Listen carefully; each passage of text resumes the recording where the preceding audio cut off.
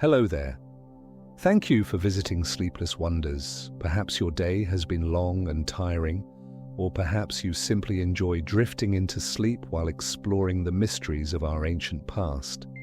Tonight is a night for rest, for letting go, for allowing your mind to wander through the sands of time as your breathing deepens and your thoughts grow quiet, as if the weight of the world has gently lifted from your shoulders. Because tonight, we aren't simply stargazing, we're drifting back through time itself, over 5,000 years. Back to a civilization that flourished along the life-giving Nile, a land of towering pyramids, mysterious hieroglyphs, and golden tombs slowly hidden beneath the sand for over 3 millennia. But beneath its grandeur lies secrets. Pharaohs who became gods, ancient priests who unlocked the mysteries of the afterlife, and sacred rituals that defy what we thought we knew. We'll travel gently from the construction of the Great Pyramid to the discovery of Tutankhamun's tomb, from the daily lives of workers in hidden desert villages to the grand temples where gods were believed to dwell. You'll hear of mummification and medicine, of cats and scarabs, of the Nile's annual floods, and the strange, unfinished story of a civilization still speaking to us across the vast ocean of time. What you discover tonight might intrigue you, or perhaps it will simply carry you peacefully into dreams as your mind wanders these ancient pathways. Before we journey back to the age of pharaohs, if you find comfort in these gentle explorations and they help ease you into restful sleep, a like or subscription would mean the world. It helps fellow wanderers discover this peaceful corner of the internet, one quiet mind at a time. So take a deep breath, settle in, and let's begin our journey to ancient Egypt. Ancient Egypt wasn't just ancient, it was monumentally, almost incomprehensibly old.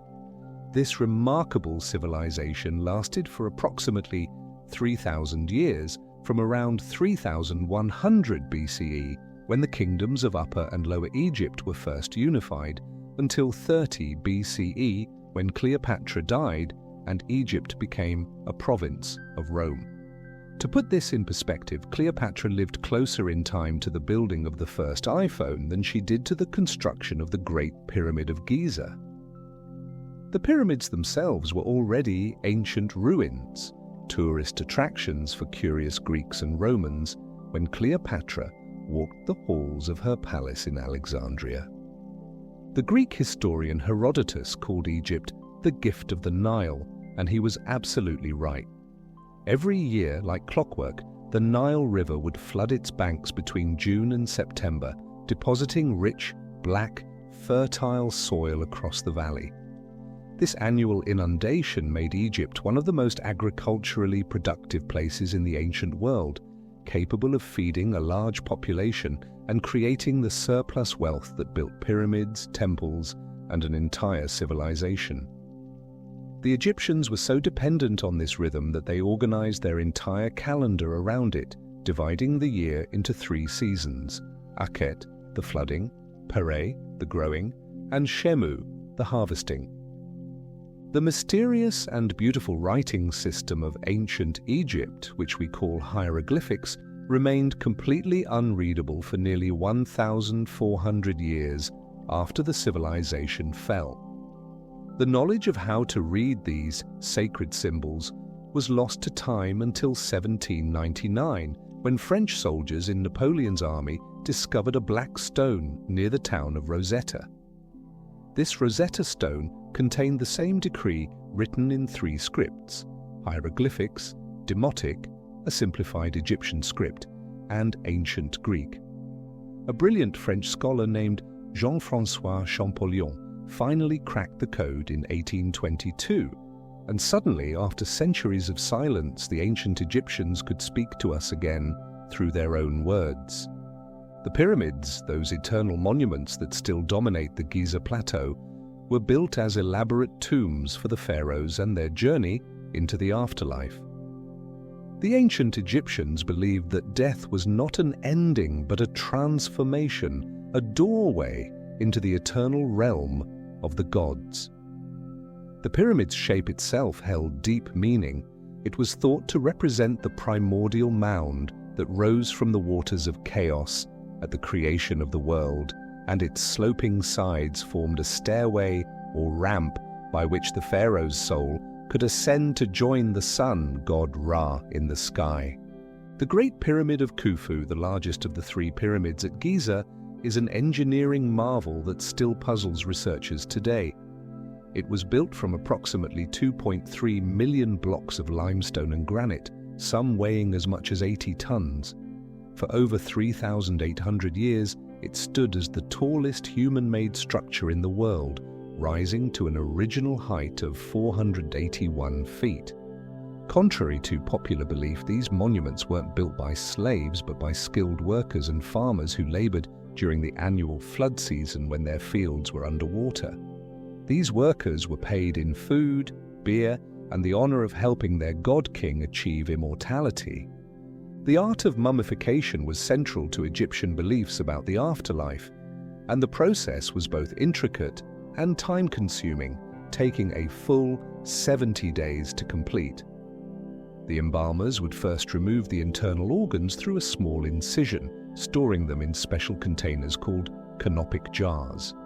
The brain was extracted through the nose using a long hook, as the Egyptians believed the heart, not the brain, was the seat of intelligence and emotion.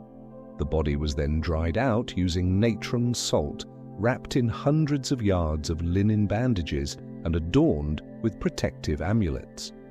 Only the wealthy could afford the most elaborate mummification, but even ordinary Egyptians sought some form of preservation, believing that the survival of the body was essential for the soul's eternal existence. The ancient Egyptians were remarkably advanced in medicine and anatomy, knowledge gained partly through their extensive practice of mummification. They could set broken bones, perform surgeries, and had an extensive pharmacopoeia of remedies using honey, willow bark, which contains the active ingredient in aspirin, and various herbs. They understood that the heart pumped blood through the body and recognized the importance of the pulse. Medical papyri have been discovered containing detailed descriptions of symptoms, diagnoses, and treatments for everything from crocodile bites to eye infections. Greek and Roman physicians would later travel to Egypt to study at the feet of Egyptian medical masters. The ancient Egyptians didn't just love cats, they revered them as sacred creatures. Cats were associated with the goddess Bastet, who represented protection, fertility, and motherhood. Killing a cat, even accidentally, could result in the death penalty. When a beloved pet cat died, family members would shave their eyebrows as a sign of mourning and hold elaborate funeral ceremonies. Cats were mummified and buried with the same care as humans, often with mummified mice to sustain them in the afterlife. Archaeologists have discovered entire cemeteries containing thousands upon thousands of mummified cats, testament to the special place these animals held in Egyptian society. Women in ancient Egypt enjoyed rights and freedoms that would seem remarkably modern, especially compared to other ancient civilizations. They could own property, buy and sell goods, initiate divorce, inherit wealth, and even rule as pharaohs in their own right. Women worked as doctors, priestesses, and businesswomen. They could appear in court as witnesses and enter into legal contracts independently.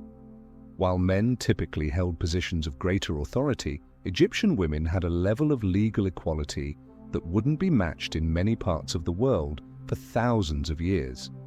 Some of history's most powerful rulers, including Hatshepsut, Nefertiti, and Cleopatra, were Egyptian women who left indelible marks on their civilization. And so we begin our journey along the Nile into the heart of a civilization that built monuments for eternity, worshipped gods with the heads of animals, and believed that death was merely the beginning of an even greater adventure. As we continue our journey down the Nile, the morning sun rises over the eastern desert, painting the limestone cliffs in shades of gold and amber. Let us venture deeper into the mysteries of this ancient land, where every stone and papyrus scroll holds secrets waiting to be discovered. The ancient Egyptians didn't leave their journey to the afterlife to chance. They created elaborate guidebooks called the Book of the Dead, though the Egyptians themselves knew it as the Book of Coming Forth by Day. These weren't actually books in our modern sense, but rather collections of spells, prayers, and instructions written on papyrus scrolls and placed in tombs with the deceased. Each spell was designed to help the soul navigate the dangers of the underworld, from defeating demons to passing through gates guarded by fierce creatures. The most famous section describes the weighing of the heart ceremony, where the deceased person's heart was weighed against the feather of Ma'at, the goddess of truth and justice. If the heart was lighter than the feather, unburdened by sin and wrongdoing, the person could enter paradise. If it was heavy with misdeeds, it would be devoured by Amit, a terrifying creature part crocodile, part leopard, and part hippopotamus, and the soul would cease to exist forever. Cleopatra VII, the last active pharaoh of Egypt, was far more than just a beautiful face. She was one of the most educated and intellectually gifted rulers of her time. While many assume she was Egyptian by ethnicity, she was actually of Macedonian Greek descent, part of the Ptolemaic dynasty that ruled Egypt after Alexander the Great's conquest. What made her truly exceptional was that she was the first of her dynasty to actually learn the Egyptian language. In fact, she spoke at least 9 languages fluently, including Greek, Egyptian, Hebrew, Aramaic, and Latin. She studied mathematics, philosophy, astronomy, and was known to debate with the greatest scholars of Alexandria. Her intelligence and political acumen were her true powers, allowing her to forge alliances with Julius Caesar and Mark Antony, not through beauty alone, but through her sharp mind and diplomatic skill. The Great Library of Alexandria was one of the ancient world's most magnificent achievements, a temple to knowledge that housed perhaps 400,000 to 700,000 scrolls at its height. Built during the Ptolemaic period around 300 BCE, it wasn't just a library but a research institution where scholars from across the known world came to study. Here, Euclid developed his geometric principles. Eratosthenes calculated the circumference of the Earth with remarkable accuracy, and countless works of literature, science, and philosophy were copied and preserved. The library's destruction remains one of history's greatest tragedies, though it likely wasn't a single catastrophic event, but rather a gradual decline over centuries, with fires, wars, and neglect each taking their toll. We can only imagine what knowledge, what lost plays and poems and scientific treatises vanished forever when the library fell silent. Both men and women in ancient Egypt wore elaborate makeup, and it served purposes beyond mere vanity.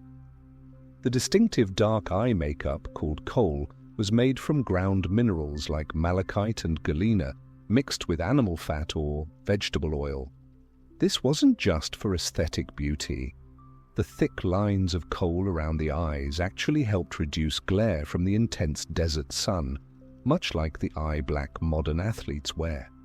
The Egyptians also believed that kohl had magical protective properties, guarding against the evil eye and various illnesses. Research has shown they were partially right. The lead-based compounds in kohl actually stimulated the production of nitric oxide in skin cells, which boosted the immune system and helped fight off eye infections that were common in the dusty Nile Valley. Egyptians also used red ochre for lip color and rouge, henna, to dye their hair and nails, and various oils and creams to protect their skin from the harsh sun. The Great Sphinx of Giza, that enigmatic limestone statue with the body of a lion and the head of a human, has guarded the Giza Plateau for millennia. And yet we still don't know exactly when it was built or even whose face it bears. Most scholars believe it was constructed during the reign of Pharaoh Khafre around 2500 BCE, and that it bears his face, but some evidence suggests it might be even older. The Sphinx has spent most of its existence buried up to its shoulders in sand. In fact, it was completely submerged in sand when Napoleon arrived in Egypt. Throughout history, various rulers have attempted to excavate it, including Thutmose IV, who, according to legend, fell asleep between its paws as a young prince and dreamed that the Sphinx promised him the throne of Egypt if he would clear away the sand. Between its paws today stands the dream stele, recording this ancient promise carved in stone. Thanks to archaeological discoveries at sites like Deir el-Medina, we now know intimate details about the daily lives of ordinary Egyptians. This workers' village housed the skilled craftsmen who built and decorated the tombs in the Valley of the Kings. The villagers left behind shopping lists written on pottery shards, letters complaining about unfair treatment, medical prescriptions, and even records of the world's first recorded labor strike. When rations were delayed during the reign of Rameses III, the workers laid down their tools and marched to the royal mortuary temple, chanting, "We are hungry." It worked. The government quickly delivered their overdue grain. These workers weren't slaves but respected professionals who were paid in grain, beer, fish, vegetables, and other goods. They lived in small but comfortable homes, sent their children to school, and some could even read and write, a rare skill in the ancient world. Beer and bread were the twin staples of the Egyptian diet, so fundamental that they were used as currency and even offered to the gods in temple rituals. Egyptian beer wasn't like modern beer. It was thick, nutritious, and slightly sweet, made from partially baked barley bread that was crumbled into water and left to ferment. It had a porridge-like consistency and was often drunk through straws to avoid the sediment. Egyptians of all social classes drank beer, including children, as it was safer than water from the Nile and provided important nutrients. Workers building the pyramids received a daily ration of about 4 to 5 liters of beer. Bread came in many varieties, shaped into different forms for different occasions, and bakers were highly respected members of society. The Egyptians even believed that Osiris, god of the afterlife, had taught humanity how to make beer and bread, elevating these simple foods to divine gifts. For nearly 500 years during the New Kingdom period, Egypt's pharaohs abandoned the tradition of building pyramids and instead chose to be buried in hidden rock-cut tombs in a remote desert valley west of Thebes. The Valley of the Kings became the final resting place for at least 63 pharaohs and nobles, including Tutankhamun, Rameses II, and Seti I. The tombs were carved deep into the mountainside with long corridors descending into elaborately decorated burial chambers covered in hieroglyphics and vivid paintings depicting the journey through the underworld. Despite their secrecy, nearly all of these tombs were robbed in antiquity, sometimes within years of the burial. The thieves knew the tombs contained unimaginable treasures, golden jewelry, precious stones, furniture inlaid with ivory and ebony, and the mummies themselves, which wore golden masks and were wrapped in linen containing valuable amulets. Only one tomb escaped largely intact, that of the minor boy king Tutankhamun, whose discovery in 1922 would reveal to the modern world the spectacular wealth that accompanied an Egyptian pharaoh into eternity. The shadows grow longer now as the sun begins its descent toward the western desert, where the Egyptians believed the land of the dead awaited. But there are still so many stories to tell, so many wonders to explore in this timeless land. The evening breeze carries whispers across the desert sands, and as stars begin to appear in the darkening sky, we find ourselves drawn deeper into the world of the pharaohs. Let us continue our journey through time, where gods walked among mortals, and the boundaries between life and death were merely doorways. The Rosetta Stone, That crucial key that unlocked the secrets of hieroglyphics contains a rather mundane message that stands in amusing contrast to its monumental historical importance. The text inscribed on this black granodiorite slab isn't a proclamation of great battles or divine revelations, but rather a decree from 196 BCE announcing tax breaks for temple priests. It was issued during the reign of Ptolemy V, praising the young pharaoh and listing various benefits he had granted to the priesthood. The stone was originally displayed in a temple, likely in the city of Sais, but at some point during the chaotic centuries that followed, it was moved and eventually built into the wall of a fort near Rosetta, where it remained hidden for over 1,000 years. Sometimes history's most significant discoveries come from the most ordinary sources, quietly waiting in walls and rubble for someone to recognize their importance. One of ancient Egypt's most successful pharaohs was a woman who ruled not as a queen regent, but as a king in her own right. Hatshepsut came to power around 1479 BCE, initially serving as regent for her young stepson Thutmose III, but within a few years she had claimed the full title of pharaoh. To legitimize her rule in a role traditionally held by men, she made a fascinating choice. In her statues and official depictions, she had herself portrayed wearing the traditional false beard of the pharaoh and the royal kilt, though texts still referred to her with feminine pronouns.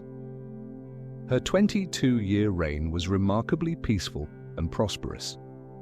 She focused on trade rather than military conquest, sending a famous expedition to the mysterious land of Punt that returned with exotic goods like myrrh, trees, ebony, ivory, and even live baboons.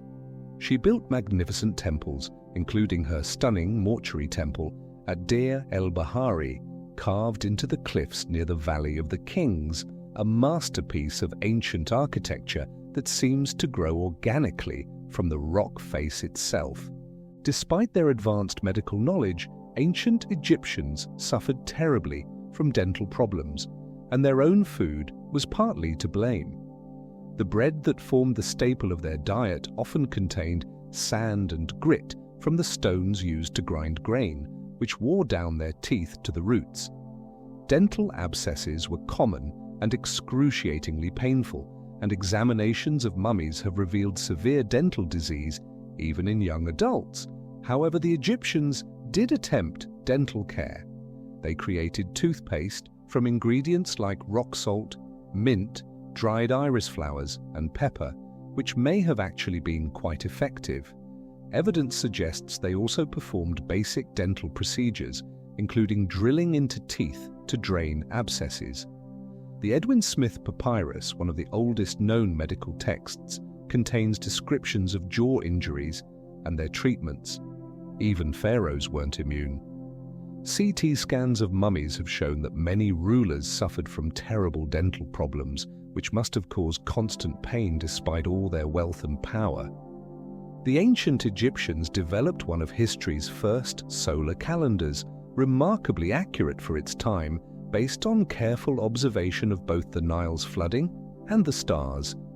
Their year consisted of 365 days, divided into 12 months of 30 days each, plus 5 extra days at the end. These were considered especially dangerous days, birthdays of the gods Osiris, Horus, Set, Isis, and Nephthys.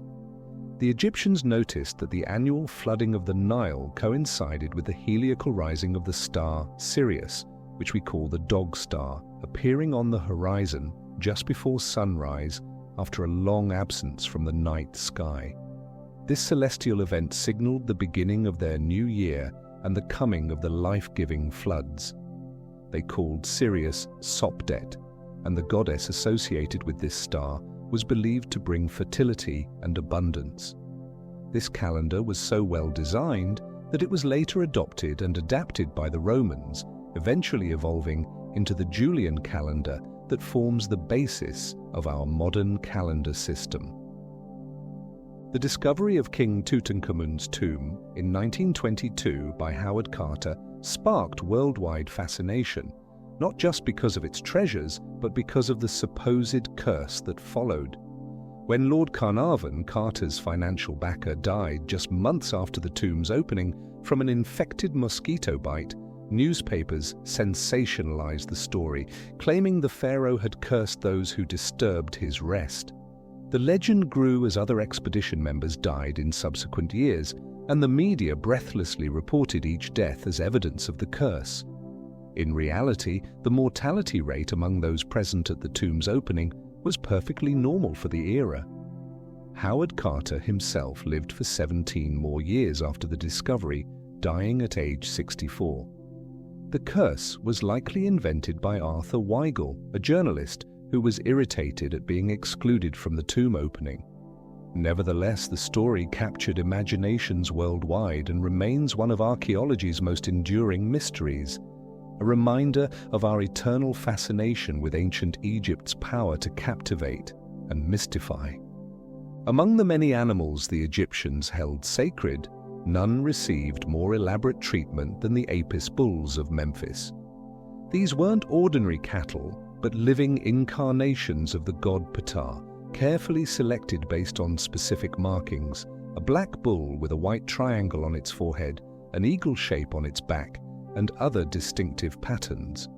Only one Apis bull existed at a time, and when one died, priests would search throughout Egypt to find its successor. The chosen bull lived in luxury at the temple in Memphis, attended by priests, fed the finest food, and consulted as an oracle whose movements and behavior were interpreted as divine messages. When an Apis bull died, it was mummified with the same care as a pharaoh and buried in a massive stone sarcophagus in the underground galleries of the Serapeum at Saqqara. These sarcophagi weighed up to 80 tons each, and archaeologists have discovered dozens of them in the vast subterranean chambers, a testament to a tradition that lasted for over 1,000 years. The ancient Egyptians loved games and entertainment, and many of their pastimes have survived in paintings, artifacts, and even complete game boards found in tombs. The most popular game was called Senet, a board game with 30 squares arranged in 3 rows of 10. Players raced their pieces across the board according to the throw of casting sticks or knuckle bones used as dice. But Senet was more than mere entertainment. It had deep religious significance, representing the journey of the soul through the underworld. Paintings in tombs often show the deceased playing Senet, suggesting they would continue to enjoy the game in the afterlife. Another popular game was Mehen, played on a circular board shaped like a coiled snake, where pieces moved from the tail toward the head at the center. Children played with toys that seem remarkably familiar: dolls, spinning tops, balls, and wooden animals with moving parts. Even in death, Egyptians wanted to ensure they wouldn't be bored, as game boards and pieces were frequently included among grave goods. The mathematical and astronomical precision of the Great Pyramid continues to astonish engineers and architects today. The base of the pyramid is almost perfectly level, with a maximum deviation of just 2.1 centimeters across its entire 230-meter length, an accuracy of better than 99.99%, achieved without modern surveying equipment. The 4 sides are aligned almost exactly with true north, south, east, and west, with an error of only 3/60 of a single degree. Each side measures approximately 230.4 meters, varying by less than 20 centimeters, despite the massive scale. The internal passages and chambers are equally precise, with angles and dimensions that reveal sophisticated mathematical knowledge. Some researchers have noted that the pyramid encodes various mathematical constants. The ratio of its perimeter to its height approximates 2 pi, suggesting the Egyptians understood the relationship between a circle's circumference and its radius. Whether these mathematical relationships were intentional or coincidental remains debated, but what's undeniable is that the pyramid builders possessed extraordinary engineering skills and mathematical understanding that allowed them to create a monument that has survived largely intact for over 4,500 years. The stars now fill the sky above us, the same constellations the ancient Egyptians watched and charted, weaving them into their mythology and using them to guide their understanding of time and fate. As we rest here in the cooling desert night, we remain surrounded by their legacy, by mysteries both solved and unsolved. The night deepens around us and the ancient stones seem to hold their breath in the darkness. The moon rises over the Nile, casting silver light across the water, just as it has for countless millennia. Let us wander further into the mysteries of this eternal civilization, where every shadow holds a story. If you look carefully at ancient Egyptian paintings and reliefs, you'll notice a curious convention. Men are almost always depicted with reddish-brown skin, while women are shown with pale yellow or cream-colored skin. This wasn't meant to represent actual skin tones, but rather reflected social roles and ideals. The darker color for men symbolized their work outdoors under the harsh sun, laboring in fields or on construction projects, while the lighter shade for women represented lives spent more often indoors, protected from the sun's rays. This was an artistic convention, a symbolic language rather than realistic portraiture. The Egyptians also used color symbolically in other ways. Black represented fertility and rebirth, as it was the color of the rich Nile soil, while white symbolized purity and sacred objects. Red could mean life and victory, but also chaos and destruction. Green represented new life and resurrection, which is why Osiris, the god of rebirth, was often depicted with green skin. Every hue in Egyptian art carried layers of meaning that the ancient viewer would instantly understand. Rameses II, who ruled for an astonishing 66 years from 1279 to 1213 BCE, was ancient Egypt's greatest builder and self-promoter. He lived into his 90s, extraordinarily old for the ancient world, and fathered over 100 children with his various wives and concubines. During his reign, he commissioned more statues, temples, and monuments than any other pharaoh, often inscribing his name on structures built by his predecessors to claim them as his own. His most famous monument is the temple at Abu Simbel, carved directly into a mountainside, featuring 4 colossal seated statues of himself, each 20 meters high, guarding the entrance. Inside, the temple was designed so precisely that twice a year, on February 22nd and October 22nd, the rising sun's rays would penetrate deep into the temple and illuminate the statues of the gods in the inner sanctuary. All except Set, the god of chaos, who remained in shadow. When modern engineers moved the entire temple to save it from the rising waters of Lake Nasser in the 1960s, they managed to preserve this solar alignment, a testament to both ancient and modern engineering genius. In the 29th year of Ramesses III's reign, around 1152 BCE, the workers at Deir el-Medina staged what is recognized as the first recorded labor strike in history, and remarkably, we have their own written accounts of the event. The workers, who were responsible for building and decorating royal tombs, had not received their monthly rations of grain, which served as their wages. After waiting patiently and sending petitions that were ignored, they laid down their tools, marched past the guards at the royal mortuary temples, and staged a sit-in, refusing to return to work. They declared, "We are hungry, for 18 days have already passed in this month." The strike lasted several days and involved multiple demonstrations. Eventually, the government gave in and delivered the overdue rations. What makes this event so remarkable is not just that it happened, but that the workers felt empowered enough to organize and protest. and that they documented their grievance in writing, preserving their voices across 3 millennia. It reveals a society where even common workers had rights and could demand justice from their rulers.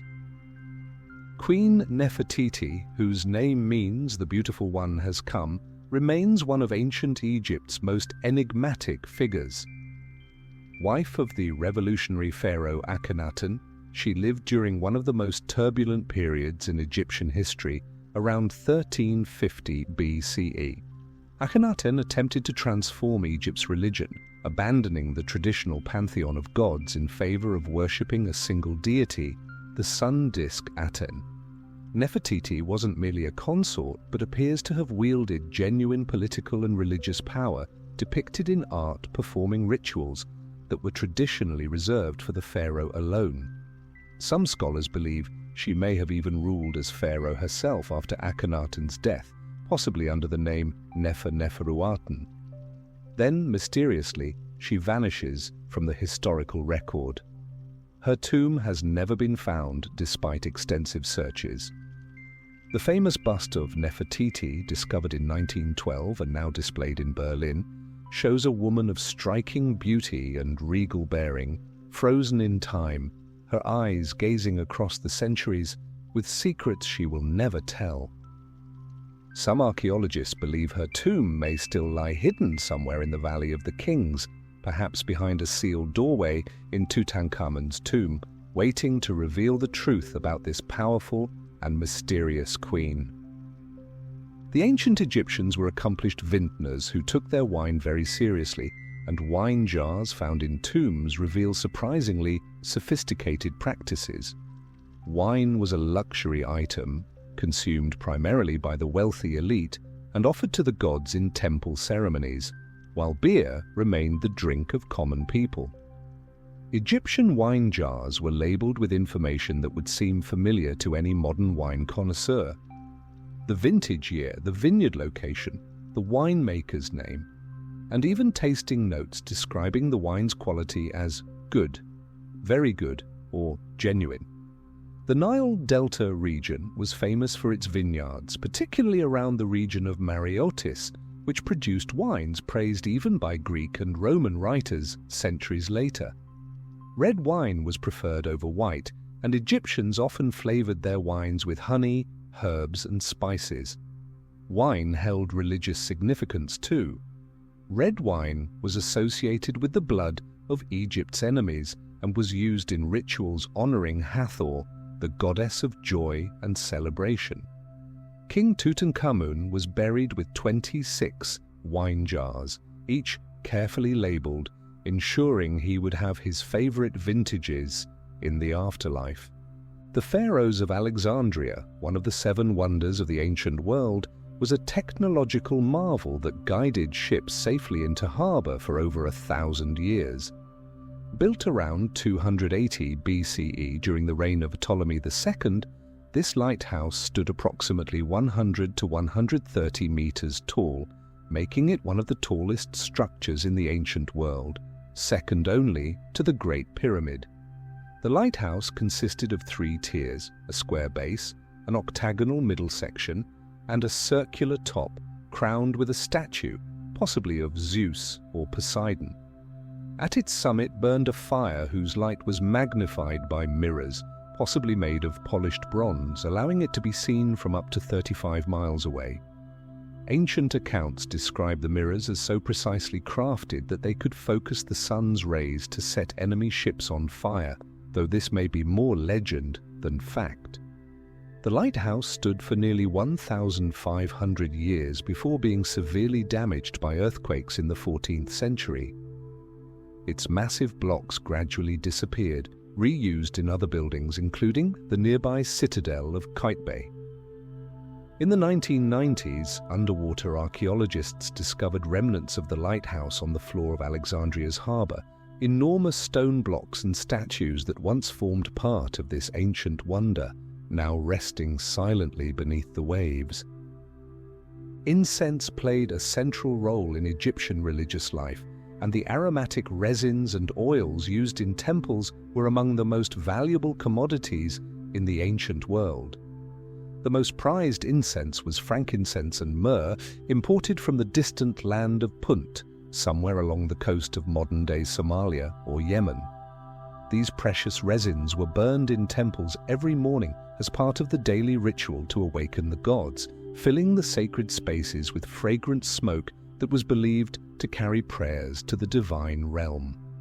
The Egyptians believed that gods and goddesses were attracted to pleasant scents and repelled by foul odors, so maintaining a sweet-smelling environment was essential for maintaining the gods' presence and favor.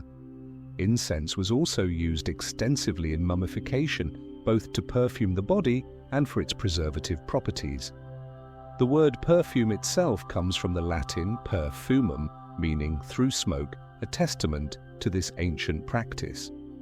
Hatshepsut's famous expedition to Punt brought back not just incense, but living myrrh trees which she had planted in front of her mortuary temple, a luxury that demonstrated both her power and her piety.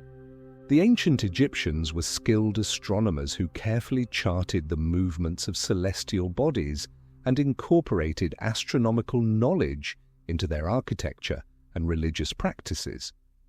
They identified 5 planets visible to the naked eye, which they associated with various gods. Jupiter was Horus, who limits the 2 lands, and Mars was Horus of the horizon, the red one. They divided the night sky into 36 sections called decans, each associated with a star or constellation that rose at dawn for 10 days before being replaced by the next. This system allowed them to track time throughout the night and through the year. The Egyptian calendar, the temple's alignments, and even the pyramids themselves reflect sophisticated astronomical knowledge.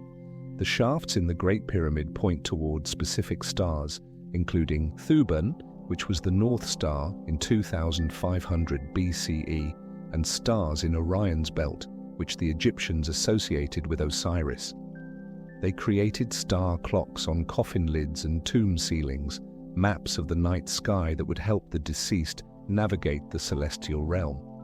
The famous zodiac of Dendera, a carved ceiling from a temple dating to the Ptolemaic period, shows Egyptian astronomical knowledge merged with Greek influences, displaying constellations, planets, and the precession of the equinoxes in stunning artistic detail.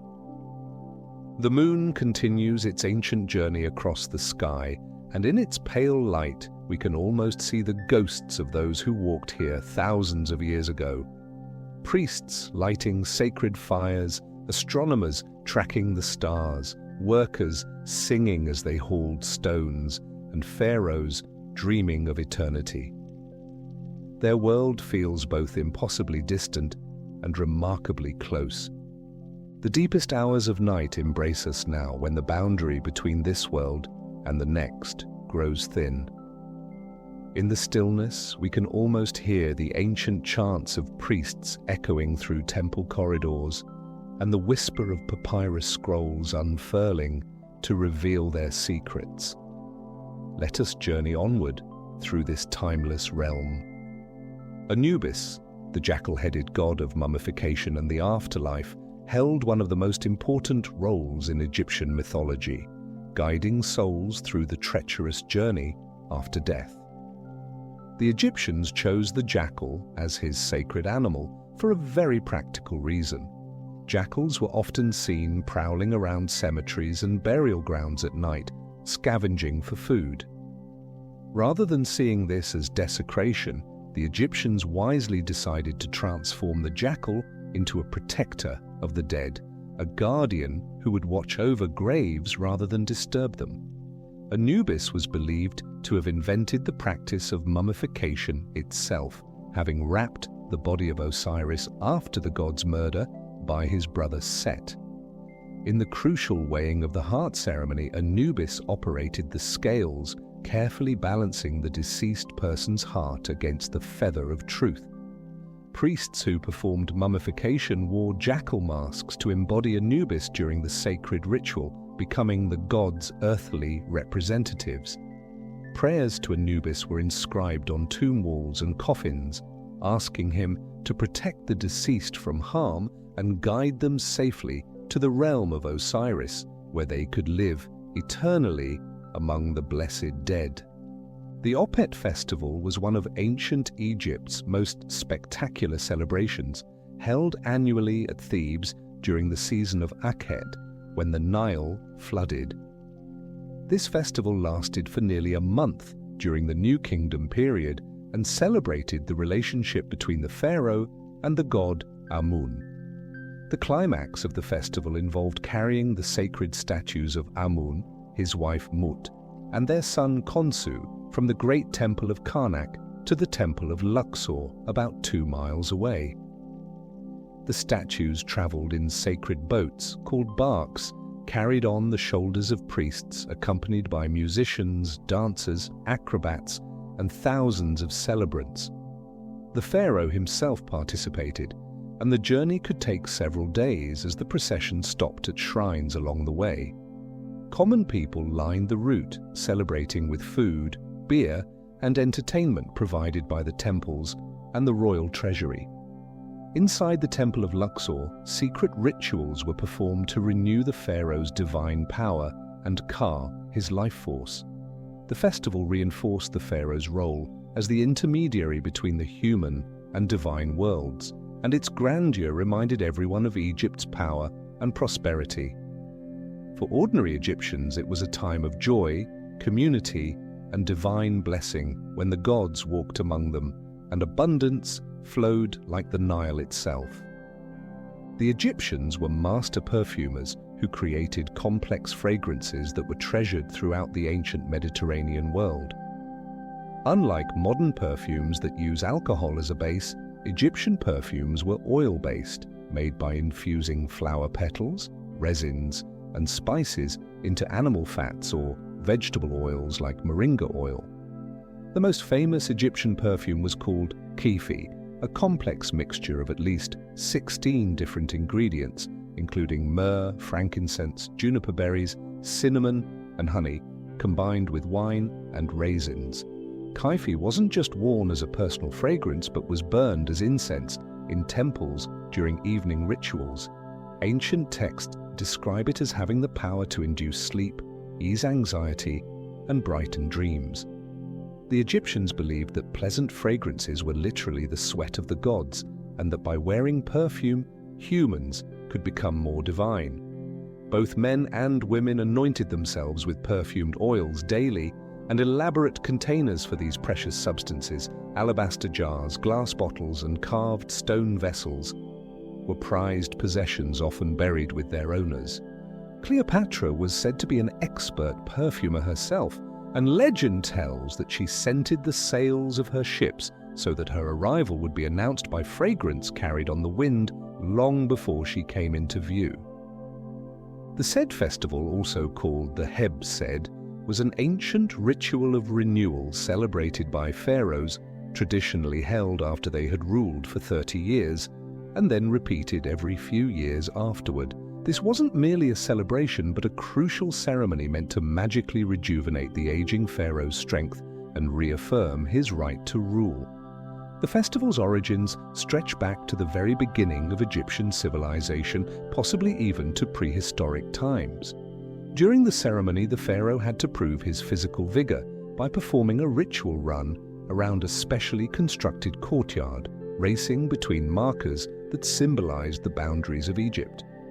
He wore special regalia and performed rituals in the presence of statues representing gods from throughout Egypt, receiving their blessing and recognition. Some scholars believe the Sed festival may have replaced an even more ancient and darker practice, the ritual sacrifice of the king when he became too old to rule effectively. By the historical period, the pharaoh's symbolic death and rebirth through ritual had replaced actual death, allowing successful rulers to reign for decades. The festival was so important that pharaohs often depicted it on temple walls, and some, like Amenhotep III, celebrated it multiple times, perhaps prematurely, seeking to grasp onto youth and power as long as possible. In a society where perhaps only 1% of the population could read and write, scribes held positions of tremendous power and prestige. Becoming a scribe was one of the few ways for a boy from a non-noble family to rise in status and escape a life of manual labor. Scribal schools, called houses of life, attached to temples and palaces, trained students through endless copying of texts, beginning with simple exercises and progressing to literary classics, legal documents, and religious texts. The training was rigorous and could be harsh. One ancient text warns students. A boy's ear is on his back and he listens when he is beaten. But the rewards were worth it. Scribes served as administrators, accountants, tax collectors, military quartermasters, and record keepers. They were essential to running the complex Egyptian state, tracking grain harvests, recording legal proceedings, copying religious texts, and maintaining the vast bureaucracy that kept civilization functioning. Scribes carried their tools with them, a palette with cakes of black and red ink, made from soot and ochre, a water pot, and reed brushes. They were so proud of their profession that they had themselves depicted in tomb paintings and statues, seated cross-legged, palette across their laps, ready to write, a pose that would preserve their identity as learned men for eternity. One of the most fascinating texts from ancient Egypt is the negative confession, a declaration the deceased had to recite during the judgment of their soul in the afterlife. Rather than confessing sins committed, the deceased proclaimed all the sins they had not committed, a list of 42 negative statements made before 42 divine judges. I have not killed, I have not stolen, I have not caused pain, I have not made anyone weep, I have not been angry without cause, I have not polluted myself, I have not increased my wealth except through what is my own property, I have not stolen food from the deceased. This remarkable document reveals Egyptian ethical values: honesty, compassion, justice, self-control, and respect for both the living and the dead. It shows a sophisticated moral framework that emphasized not just avoiding evil actions, but also maintaining purity of heart and thought. The confession also had to be spoken truthfully, because the heart being weighed on Anubis's scales would reveal any lies. If the deceased had lived a just and honorable life, their heart would be light, and they would be declared justified or true of voice, earning the right to enter the field of reeds, a paradise where they would live forever in peace and abundance, reunited with loved ones who had gone before.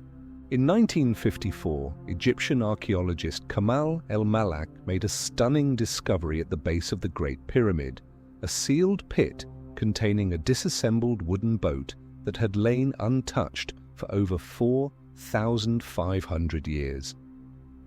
The air that escaped when the pit was opened was the same air sealed in during the reign of Khufu, preserved like a breath from the ancient world. The boat, carefully reconstructed over 14 years, proved to be a magnificent vessel over 43 meters long, built entirely of Lebanese cedar without a single nail, held together by ropes threaded through holes in the wood. This wasn't a symbolic model, but a full-sized, seaworthy ship that showed evidence of having been used in water, possibly carrying Khufu's body on its final journey to his tomb, or perhaps during religious ceremonies on the Nile. The Egyptians believed the sun god Ra traveled across the sky each day in a solar boat, and similar boats carried him through the underworld each night. By providing the dead pharaoh with his own boat, the Egyptians ensured he could accompany Ra on this eternal journey.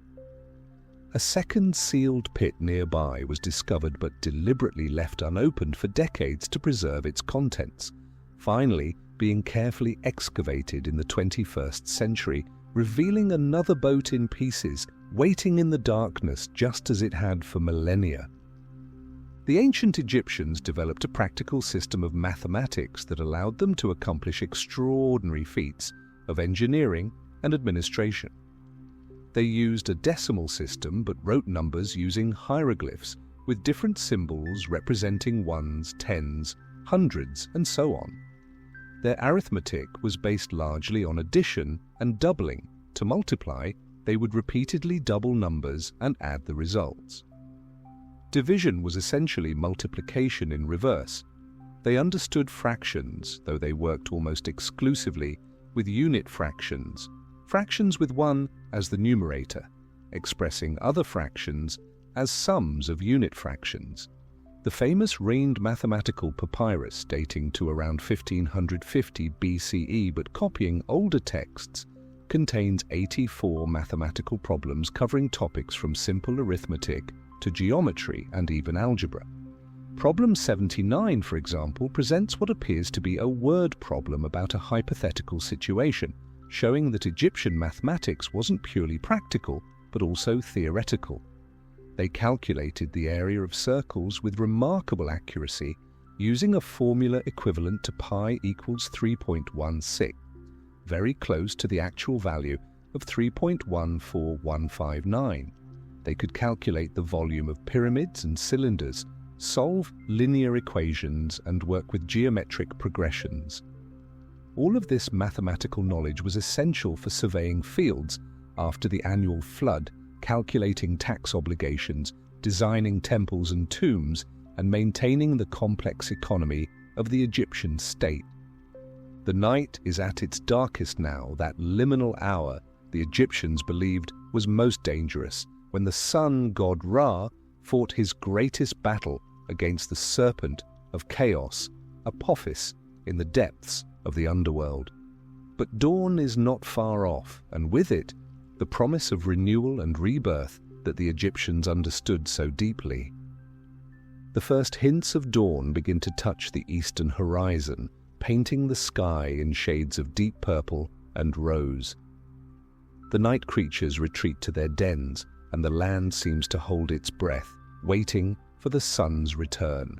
Let us continue our journey through this ancient civilization, as countless generations did before us, witnessing the eternal cycle of darkness and light. During the mummification process, 4 internal organs were carefully removed and preserved separately in special containers called canopic jars, each protected by a different deity. The liver was guarded by Imseti, who had a human head, the lungs by Hapi, with the head of a baboon, the stomach by Duamutef, who bore the head of a jackal, and the intestines by Kebesenuef, depicted with a falcon's head. These 4 gods were known as the 4 sons of Horus, and they would protect these vital organs throughout eternity.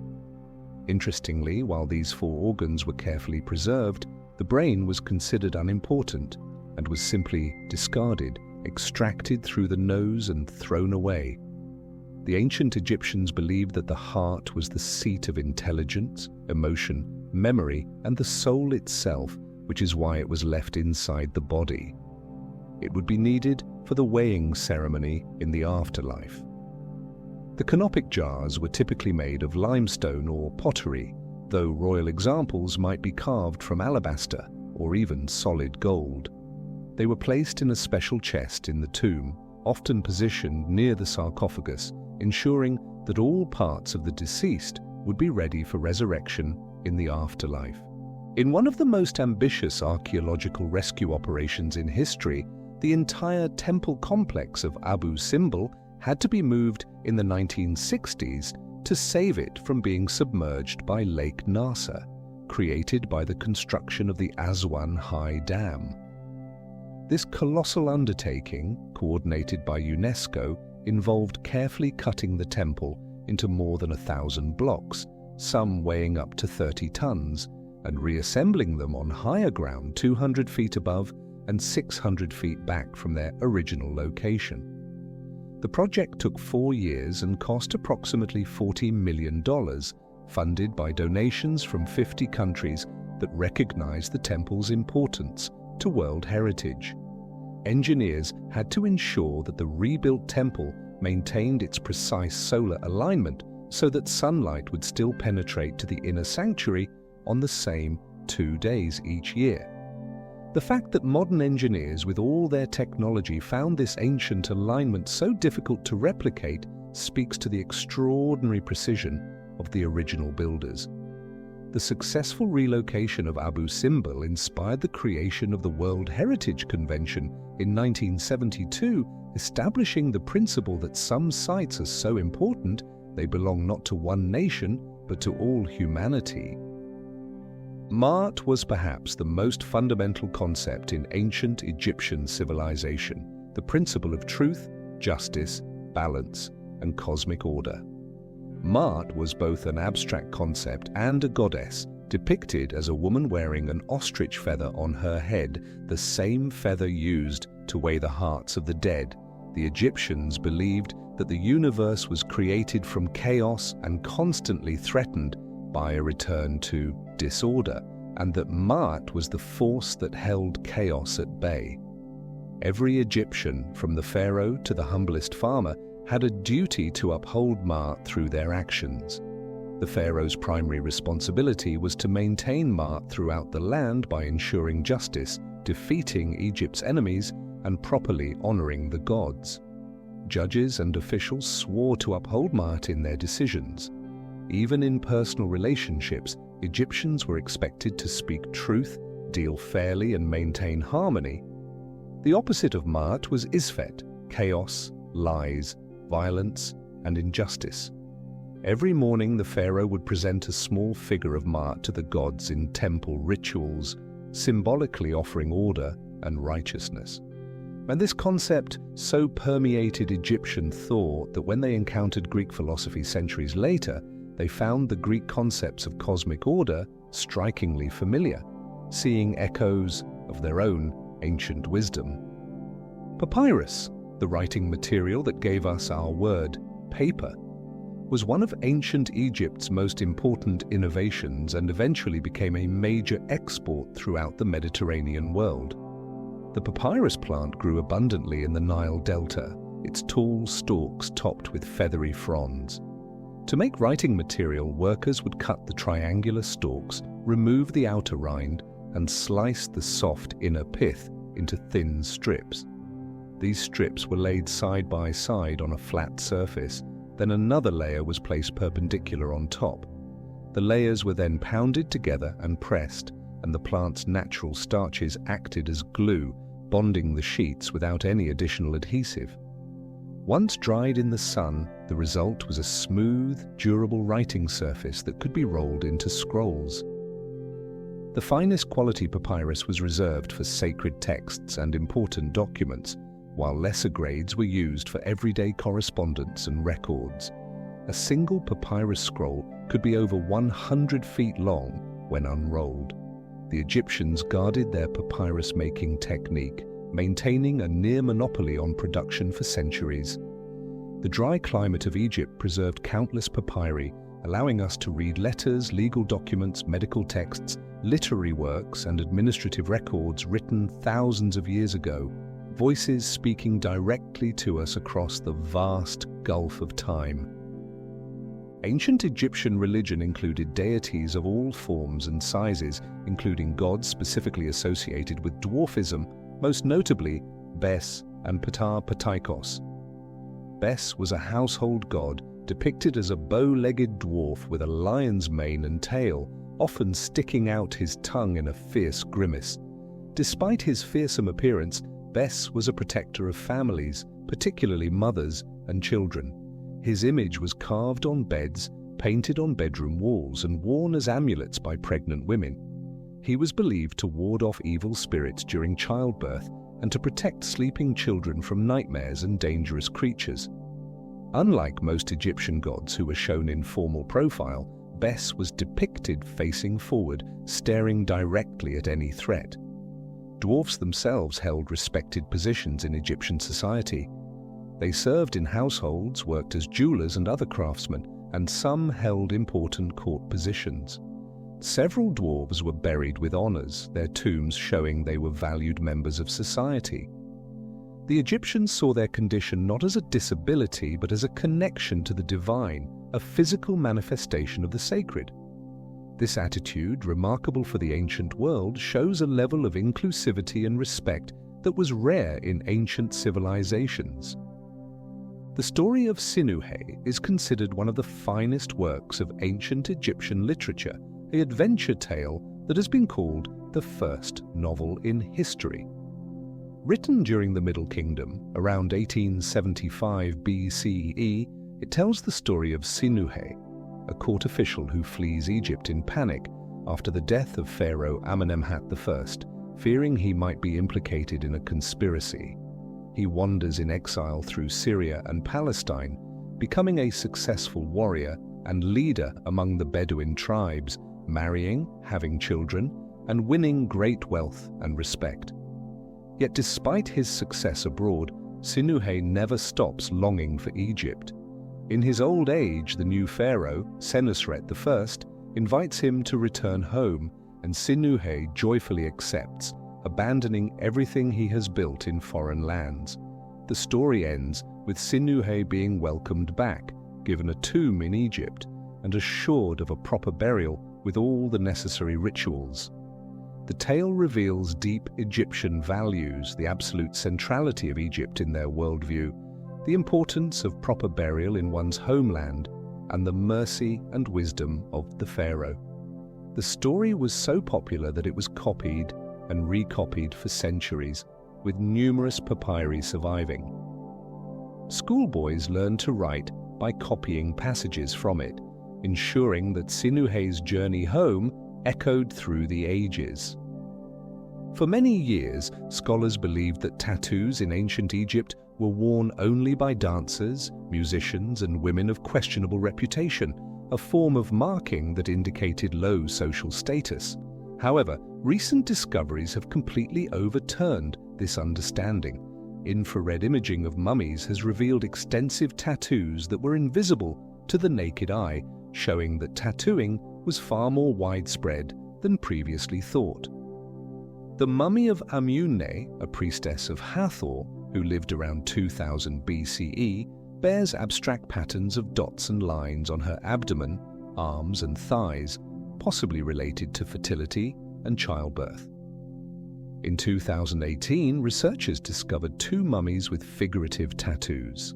A male mummy with images of a wild bull and a Barbary sheep, symbols of strength and virility, and a female mummy with S-shaped tattoos on her shoulder and geometric patterns on her arms, as well as representations of wadjet eyes, protective symbols. These tattoos suggest ritual or religious significance, possibly marking the wearers as having special spiritual status or protection. The tools used for tattooing have been found: bronze implements with multiple needles that could create multiple punctures at once. These discoveries have revolutionized our understanding of ancient Egyptian body modification, revealing another layer of their complex relationship with the body, identity, and the sacred. The chariot revolutionized Egyptian warfare and society when it was introduced during the Second Intermediate Period, around 1650 BCE, likely brought to Egypt by the Hyksos invaders from Western Asia. The Egyptians quickly mastered this technology and improved upon it, creating lighter, faster chariots that became the backbone of their military power during the New Kingdom. Egyptian chariots were typically pulled by 2 horses and carried 2 men, a driver who controlled the reins and a warrior who fought with bow and arrows or javelins. The vehicles were masterpieces of engineering, made from wood, leather, and sometimes overlaid with gold leaf for ceremonial purposes. The wheels had 6 spokes, carefully balanced for speed and durability, and the platform stood on an axle positioned at the rear for maximum maneuverability. Tutankhamun was buried with 6 complete chariots, showing their importance to royal identity. Owning and maintaining a chariot was expensive, making chariot warriors an elite class within the military. Young nobles trained extensively in chariot warfare, practicing archery while moving at high speed and learning to control spirited horses in battle conditions. The pharaoh himself often led chariot charges, and royal propaganda frequently depicted him as a mighty chariot warrior, single-handedly routing Egypt's enemies, a powerful symbol of martial prowess and divine protection. The sun now breaks free of the horizon, and the world is bathed in golden light. The temples awaken, and in ancient times priests would have been opening the sanctuary doors, greeting the god within, offering food and incense for another day. The eternal cycle continues as it always has, as the Egyptians believed it always would. The morning sun climbs higher, warming the ancient stones that have absorbed the heat of countless dawns. The Nile reflects the light like a ribbon of copper and gold, and along its banks life stirs as it has for millennia. Let us walk further through this land of wonders, where the past and present exist together in harmony. On the island of Philae, nestled in the Nile near Aswan, stood one of Egypt's most beautiful and sacred temple complexes, dedicated to the goddess Isis. This island was considered so holy that no one was allowed to live there except the priests who served the goddess. The temple became one of the last bastions of ancient Egyptian religion, continuing to function long after Egypt had become part of the Roman Empire and Christianity had spread throughout the land. The last hieroglyphic inscription ever carved was made at Philae in 394 CE, a farewell message from a civilization that had endured for over 3,000 years. When the Aswan Dam was built in the early 20th century, Philae was partially submerged for much of the year, its beautiful columns rising from the water like a drowned dream. In the 1970s, like Abu Simbel, the entire temple complex was carefully dismantled and moved to a nearby island, Agilkia, which was reshaped to match Philae's original topography. Today, the temple stands on its new island home, its walls still echoing with ancient hymns to Isis, the great mother goddess who was believed to have taught humanity the secrets of agriculture, healing, and magic. In the Fayum region of Egypt during the Roman period from roughly the 1st to 3rd centuries CE, a remarkable fusion of Egyptian and Greco-Roman traditions produced some of the most hauntingly beautiful portraits ever created. These are the Fayum mummy portraits, realistic paintings of the deceased created on wooden panels using encaustic paint, pigment mixed with hot wax, or tempera. Unlike the stylized formal art of pharaonic Egypt, these portraits are strikingly lifelike, showing real people with individual features, expressions, and personalities. A young woman with large, luminous eyes gazes out at us across 2,000 years. A bearded man looks stern and dignified. A child's face, innocent and solemn, reminds us that death came for all ages. These portraits were attached to the mummy's wrappings at the face, allowing the deceased to be recognized in the afterlife, while also serving as keepsakes for grieving families before burial. The dry desert climate preserved both the mummies and their portraits with remarkable fidelity.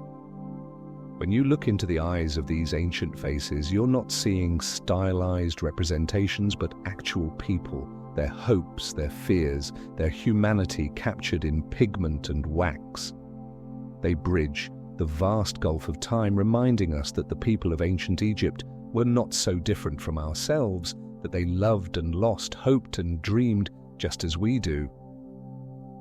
Though Egypt is often thought of as a land-based civilization, the ancient Egyptians were accomplished sailors and shipbuilders who maintained a powerful navy for both military and commercial purposes. The Nile itself served as Egypt's highway, and boats were the primary means of transportation for goods and people. Egyptian ships sailed not only the Nile, but also ventured into the Mediterranean Sea and down the Red Sea to distant lands. Queen Hatshepsut's famous expedition to Punt required a fleet of 5 large seagoing vessels, each capable of carrying tons of cargo. Egyptian warships protected the coast from raiders and pirates, and during the reign of Ramesses III, the Egyptian navy won a decisive victory against the mysterious Sea Peoples, invaders who had destroyed other Bronze Age civilizations. This naval battle, depicted in detail on the walls of Ramesses III's mortuary temple, at Medinet Habu shows Egyptian ships ramming and boarding enemy vessels in a chaotic melee. The Egyptians built their ships from local acacia wood for smaller craft and imported cedar from Lebanon for larger vessels. Their ships had no keels, being essentially large, flat-bottomed barges with curved hulls, perfectly adapted for the Nile, but requiring skilled seamanship for open water voyages. Sailors and shipwrights were respected professionals, and model boats were placed in tombs to ensure the deceased could navigate the waters of the afterlife. The village of Deir el-Medina provides us with an extraordinarily detailed picture of daily life in ancient Egypt, because the workers who lived there were literate and left behind thousands of written documents on pottery shards called ostraca. These weren't formal inscriptions but everyday notes, shopping lists, letters to family members, work rosters, prayers, legal complaints, love poems, medical prescriptions, and even notes excusing workers from duty. One worker wrote that he couldn't come to work because he was brewing beer for a festival. Another complained about his mother-in-law moving into his house. Someone else requested time off because a scorpion had stung his foot. These mundane details bring ancient Egypt to life in ways that grand temple inscriptions never could. We learn that workers were given days off for religious festivals, that they traded goods and services with each other, that disputes over property and inheritance were taken to local courts, and that families worried about sick children and aging parents.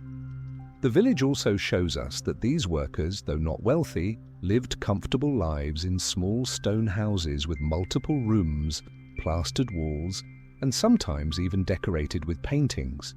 They had furniture, pottery, tools, and personal possessions. They weren't slaves laboring under the lash, but skilled craftsmen who took pride in their work and enjoyed legal protections and regular wages. Their voices, preserved on broken pottery, speak to us with an intimacy and immediacy that makes ancient Egypt feel suddenly, startlingly close. The ancient Greeks were fascinated by Egyptian mythology, and they borrowed and adapted many Egyptian concepts into their own culture. One of the most enduring is the legend of the phoenix, which has its roots in the Egyptian Bennu bird. The Bennu was associated with the sun god Ra and with Osiris, and was believed to be a self-created being that arose from the primordial waters at the moment of creation. It was typically depicted as a heron with a long beak and two long feathers extending from the back of its head. The Greeks transformed this Egyptian deity into the phoenix of legend, a magnificent bird with golden and red plumage that lived for 500 years before building a nest of aromatic branches and spices. When its time came, the phoenix would set the nest alight and be consumed in the flames, only to be reborn from its own ashes, young and renewed. This powerful symbol of resurrection and eternal renewal clearly resonated with Egyptian beliefs about death and rebirth, the daily cycle of the sun, and the annual flooding and renewal of the Nile. The phoenix became one of the most enduring symbols in Western culture, appearing in medieval bestiaries, Christian allegory, heraldry, and literature throughout the ages. Yet its origin lies in ancient Egypt in the sacred Bennu bird that witnessed the creation of the world and embodied the Egyptian conviction that death was never an ending, but always a transformation into new life. Ancient Egyptian physicians were renowned throughout the ancient world for their skill and knowledge, and their medical practices were surprisingly sophisticated. Egyptian medicine was a blend of rational observation, practical treatments, and magical rituals. They understood that some diseases had physical causes while believing that others resulted from supernatural forces. Medical papyri describe treatments for a wide range of conditions. For wounds, they prescribed honey, which we now know has antibacterial properties. For inflammations, they used willow bark, which contains salicin, the natural precursor to aspirin. They created salves from copper compounds that had genuine antiseptic effects. They performed surgery including trepanation, drilling holes in the skull, setting broken bones with splints, and possibly even cataract operations. Egyptian doctors specialized. There were dentists, eye doctors, stomach doctors, and physicians who treated internal diseases. The Greek historian Herodotus wrote that Egypt had more healers than any other country, and that every physician was a specialist. Doctors kept detailed case records describing symptoms, making diagnoses, and noting whether treatments were successful. The Edwin Smith Papyrus, a surgical text from around 1600 BCE, reads almost like a modern medical textbook, systematically describing 48 cases of injuries from head to toe, providing examination procedures, diagnoses, and treatments with remarkable clinical precision. The Egyptian concept of weighing the heart against the feather of truth was so powerful that it influenced the religious beliefs of many cultures that came into contact with Egypt. When Christianity spread through Egypt in the first centuries CE, Egyptian converts brought with them ancient concepts about judgment after death, subtly influencing Christian ideas about the last judgment.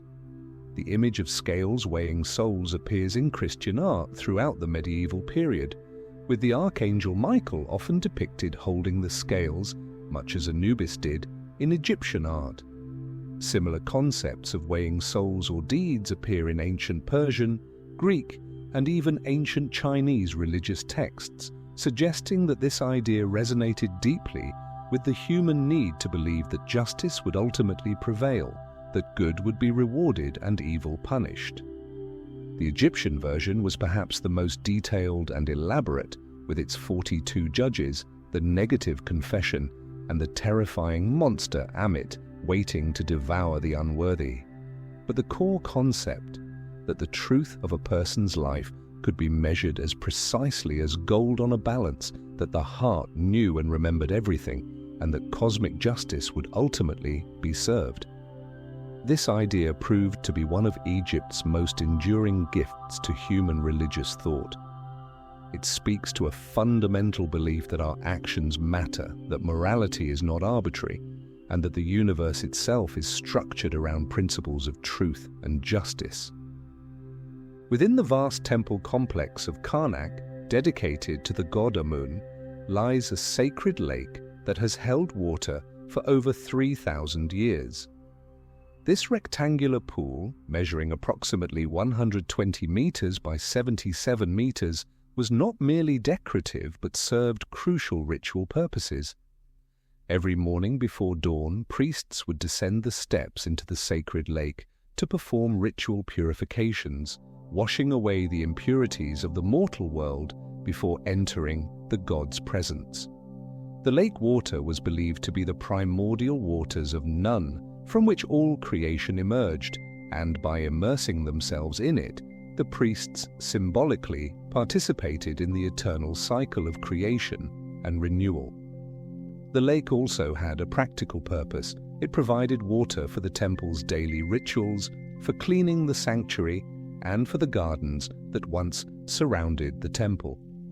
Along the lake's edge stand mysterious stone structures, including a strange building that may have been used for astronomical observations or for interpreting dreams and omens. At night, the sacred lake would have reflected the stars, creating a mirror of the heavens on earth, embodying the Egyptian belief that the earthly realm should mirror the divine.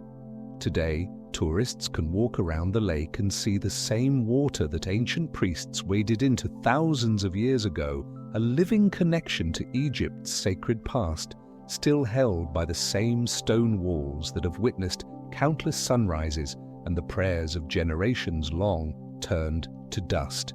The sun continues its journey across the sky, just as Ra travels in his solar boat, and the shadows shift across the ancient stones. The morning is passing, but our journey through this timeless land is far from over. There are still so many secrets waiting to be discovered, so many voices from the past eager to speak. The day grows warmer now, and the heat begins to shimmer above the desert sands. In the shade of ancient columns, we pause to rest, just as travelers have done for thousands of years. The stones around us have stories to tell, whispered secrets of a civilization that understood both the fragility and the eternity of human existence. The ancient Egyptians created one of the earliest and most influential calendar systems in human history, and they came remarkably close to calculating the true length of the year. Their civil calendar consisted of exactly 365 days divided into 12 months of 30 days each, plus 5 extra days at the end of the year. However, the actual solar year is approximately 365.25 days, meaning the Egyptian calendar gradually drifted out of sync with the seasons at a rate of about 1 day every 4 years. The Egyptians were aware of this problem. They tracked a more accurate astronomical calendar based on the heliacal rising of Sirius, which remained synchronized with the actual solar year. But they deliberately chose not to add leap days to their civil calendar, perhaps because it would have complicated their administrative and religious systems.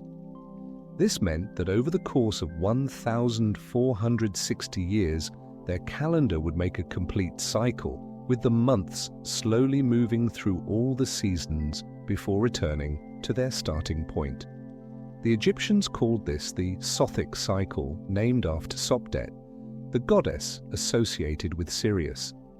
When the Romans conquered Egypt, Julius Caesar consulted with Egyptian astronomers in Alexandria to reform the Roman calendar, leading to the Julian calendar, which did include leap years, a gift from Egyptian astronomical knowledge that we still benefit from today in our modern Gregorian calendar.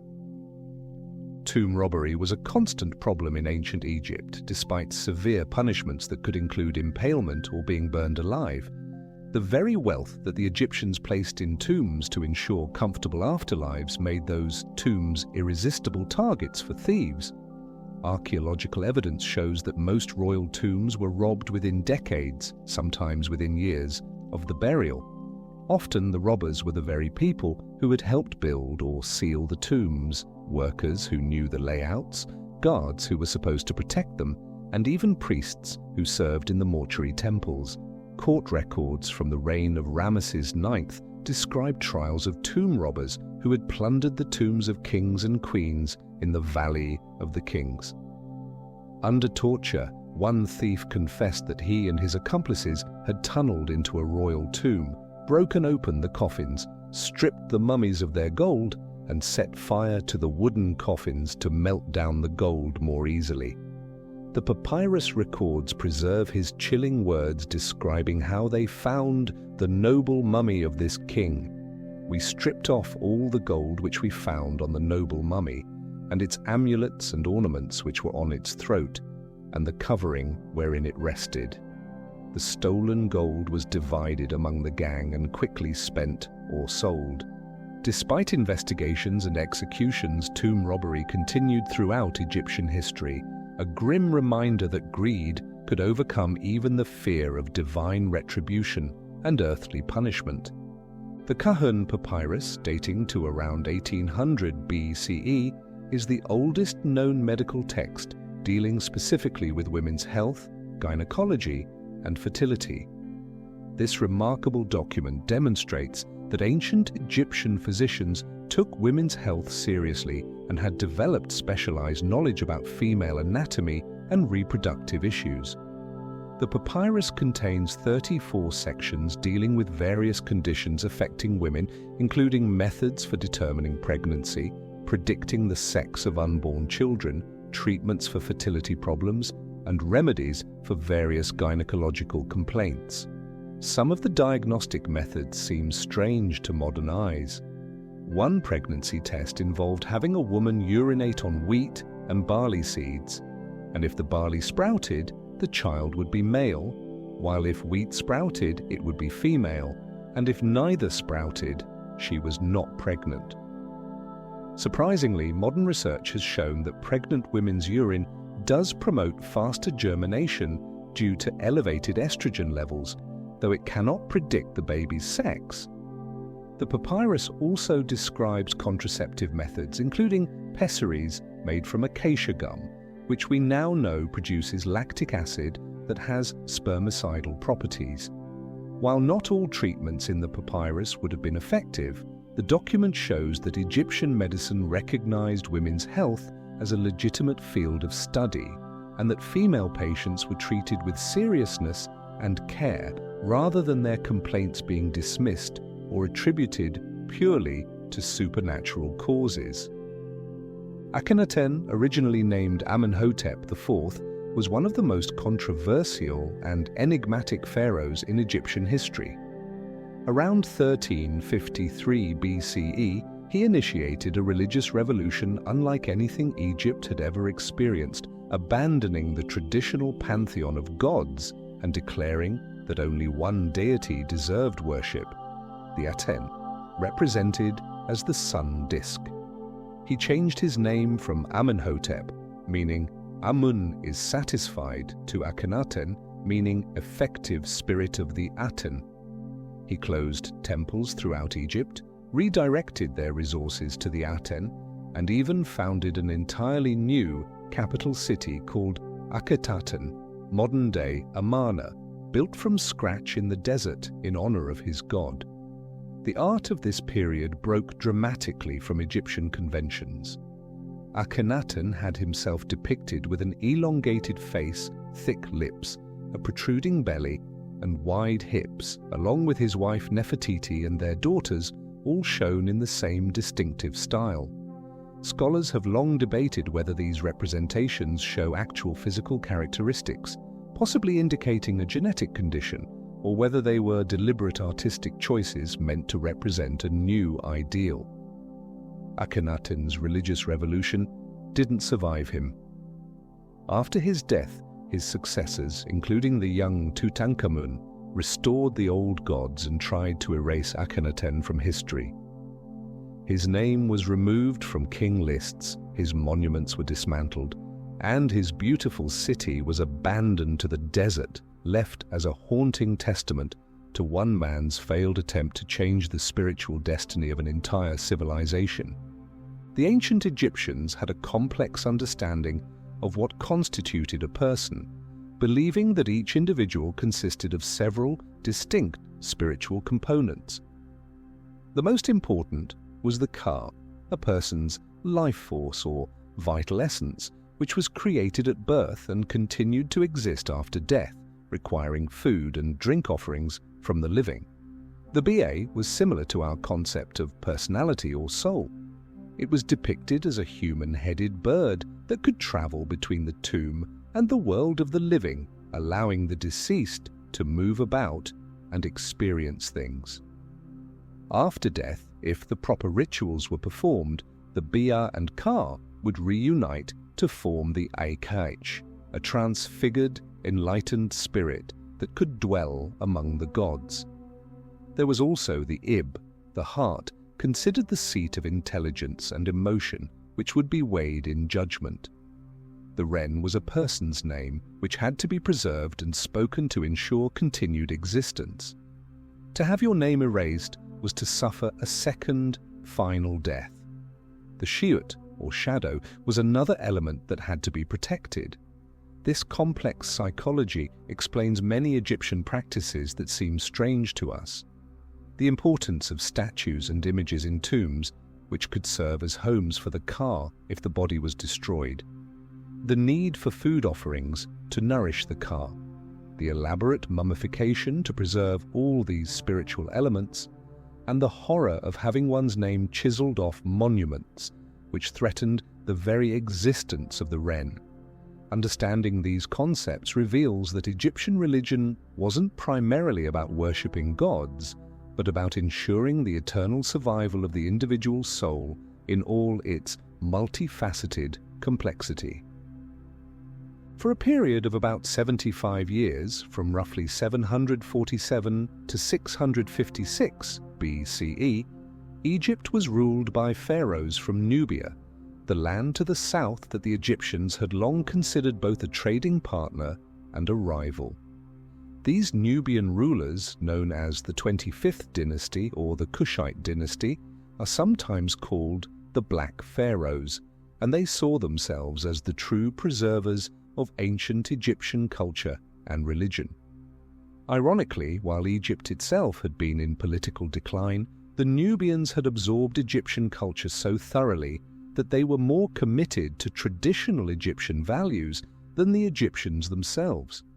The Nubian pharaohs, including the famous Taharqa, restored neglected temples, revived old religious practices, built pyramids in the ancient style in their homeland of Sudan, and fought to defend Egypt against the encroaching Assyrian Empire. They faced a difficult situation. Egypt was fragmented with local rulers controlling different regions, and the Assyrians were the superpower of the age, equipped with iron weapons and a massive military machine. Eventually, the Assyrians invaded Egypt and drove the Nubian pharaohs back to their southern kingdom. But during their reign, the 25th dynasty proved that pharaonic power could transcend ethnicity and that the essence of being Egyptian was not about blood, but about culture, values, and devotion to Mahat. Their pyramids still stand in Sudan, smaller and steeper than the ancient pyramids of Giza, but no less proud monuments to a dynasty that fought to preserve the Egypt they loved. The ability to read hieroglyphics was gradually lost during the centuries following Egypt's conquest by foreign powers, and the last person who could read the ancient script took that knowledge to the grave sometime in the 5th century CE. The decline happened in stages. First, after Alexander the Great conquered Egypt in 332 BCE, Greek became the language of administration and the educated elite, though hieroglyphics continued to be used for religious purposes. The Egyptian language itself evolved into Demotic, a cursive script that was faster to write than formal hieroglyphics. When Rome absorbed Egypt in 30 BCE, Latin joined Greek as languages of power. Christianity spread through Egypt in the 2nd and 3rd centuries. CE dealt another blow to the old writing system, as Christians associated hieroglyphics with pagan religion. The temples where priests had taught and used hieroglyphics were closed by imperial decree in the 4th century. The last known hieroglyphic inscription was carved at Philae in 394 CE, and the last Demotic inscription in 452 CE. After that, silence. The knowledge of how to read these beautiful symbols was lost. When Arab scholars and European travelers encountered hieroglyphics in later centuries, they were utterly baffled. They could see that the symbols must be writing, but no one could read them. For over 1,400 years, the voices of the ancient Egyptians were locked away in plain sight on temple walls and papyrus scrolls, waiting for someone to find the key that would let them speak again. That key would finally turn up, quite by accident, in the rubble of a fort near the town of Rosetta. The ancient Egyptians believed that dreams were messages from the gods, windows into the divine realm, and potential glimpses of the future. They took dreams very seriously and developed extensive systems for interpreting them. Dream books have survived on papyrus containing lists of dreams and their meanings. The most complete is the Chester Beatty III papyrus from around 1275 BCE, which catalogues over 100 dreams and their interpretations. Some interpretations make intuitive sense. Dreaming of your teeth falling out meant death of a relative, much as it does in modern dream interpretation. Others are more puzzling. Seeing yourself dead in a dream was actually considered positive, signifying a long life ahead. The Egyptians believed that both good and bad dreams came from the gods, and there were rituals to ward off the evil consequences of nightmares. If you had a troubling dream, you could recite protective spells, make offerings to beneficial deities, or visit a priest who specialized in dream interpretation. Temples sometimes had special buildings called dream houses or sanatoriums, where sick people could sleep, hoping to receive healing visions or advice from the gods during the night. The god Bez was particularly invoked for protection during sleep, to guard against nightmares and evil spirits. This belief in the prophetic power of dreams influenced later cultures. The Greeks and Romans adopted and adapted Egyptian dream interpretation practices, and echoes of these ancient beliefs can still be found in modern dream analysis. The afternoon sun is high now, and we seek shelter from its intensity, just as the ancient Egyptians did during these hottest hours. In the coolness of shadowed stone, we can almost hear the whispers of priests at prayer, the laughter of children playing, the rhythm of daily life that once filled these spaces with purpose and meaning. As the afternoon light softens and lengthens, casting long shadows across the sand, we find ourselves drawn deeper into the mysteries that make Egypt eternal. The air is still and quiet, as if the land itself is remembering. Let us continue our journey through time, where each stone and inscription holds another fragment of this vast, intricate tapestry. In ancient Egypt, professional mourners played a crucial role in funeral ceremonies, and their dramatic displays of grief were not merely theatrical, but deeply meaningful expressions of religious belief. These mourners, almost always women, were hired by families to amplify the sorrow at funerals through ritual wailing, tearing their clothing, throwing dust on their heads, and beating their breasts. This wasn't considered insincere. Rather, the Egyptians believed that loud, demonstrative mourning helped the deceased soul in its journey to the afterlife. The more grief displayed, the more the deceased was honored and remembered.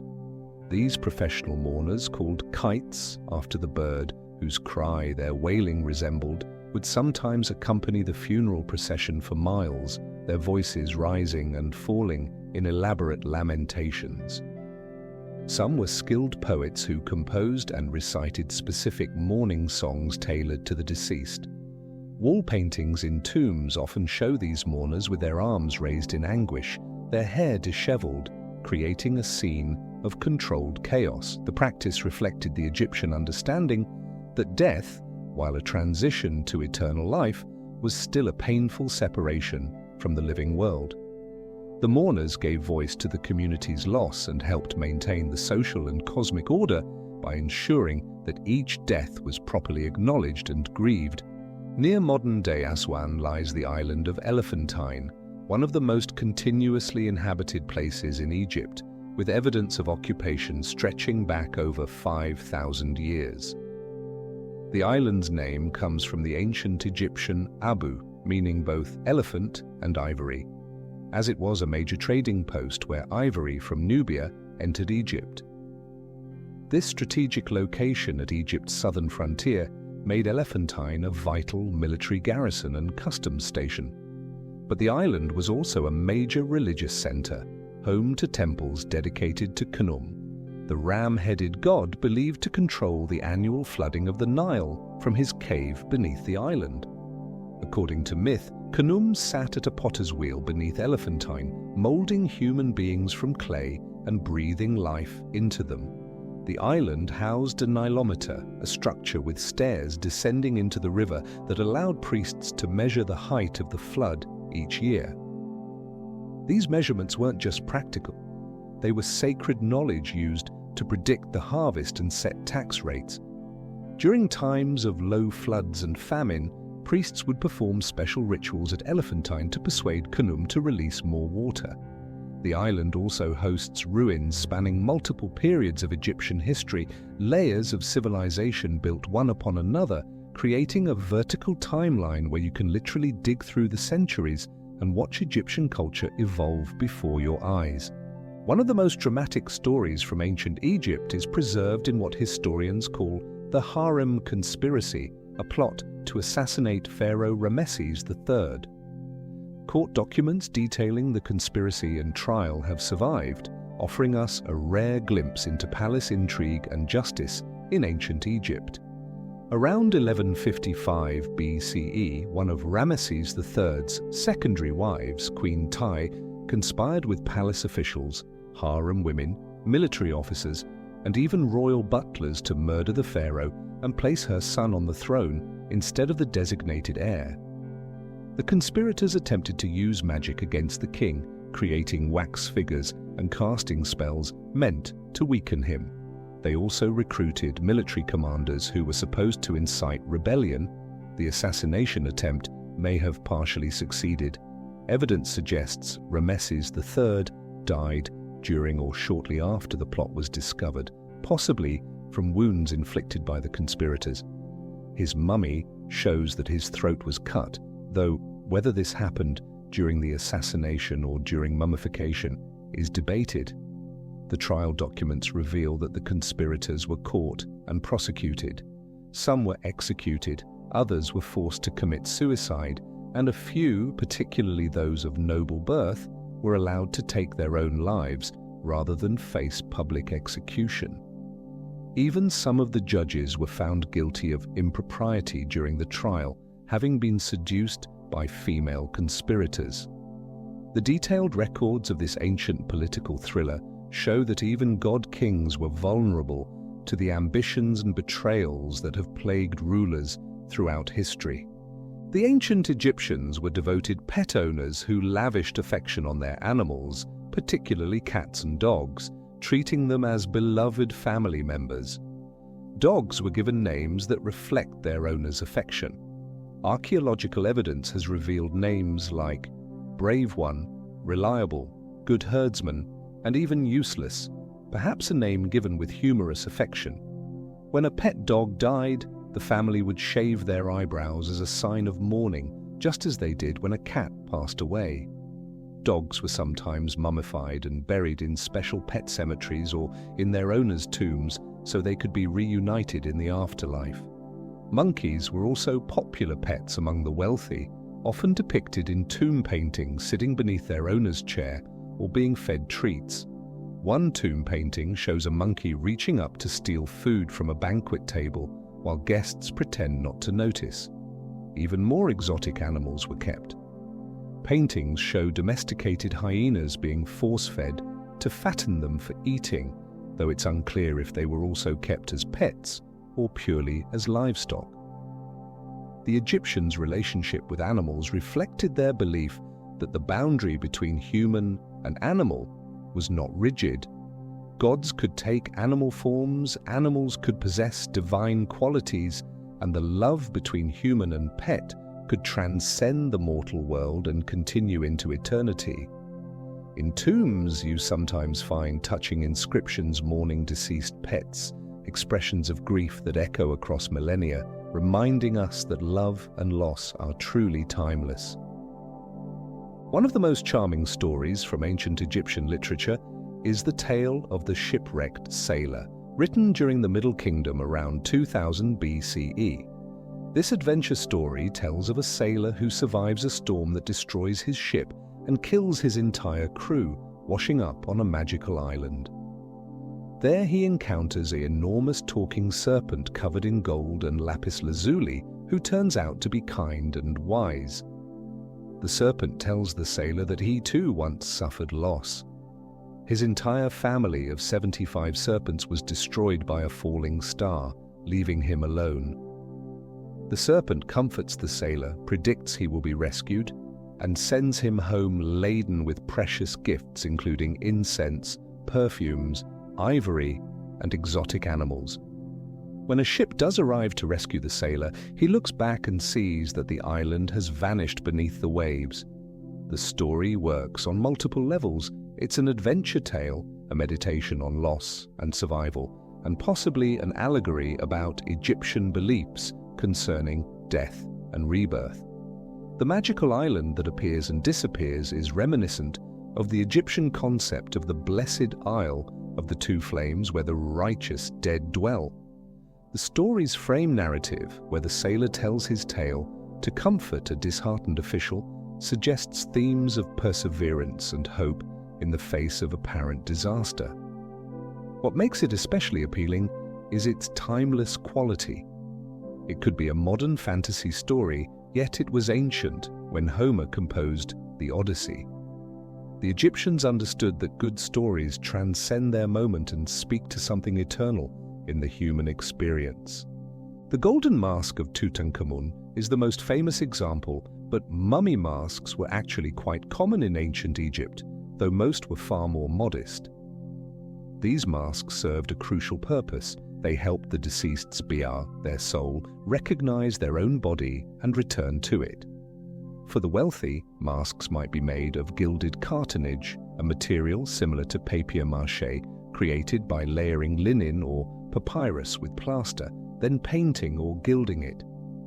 These masks were often idealized portraits showing the deceased in their prime, eternally youthful and beautiful.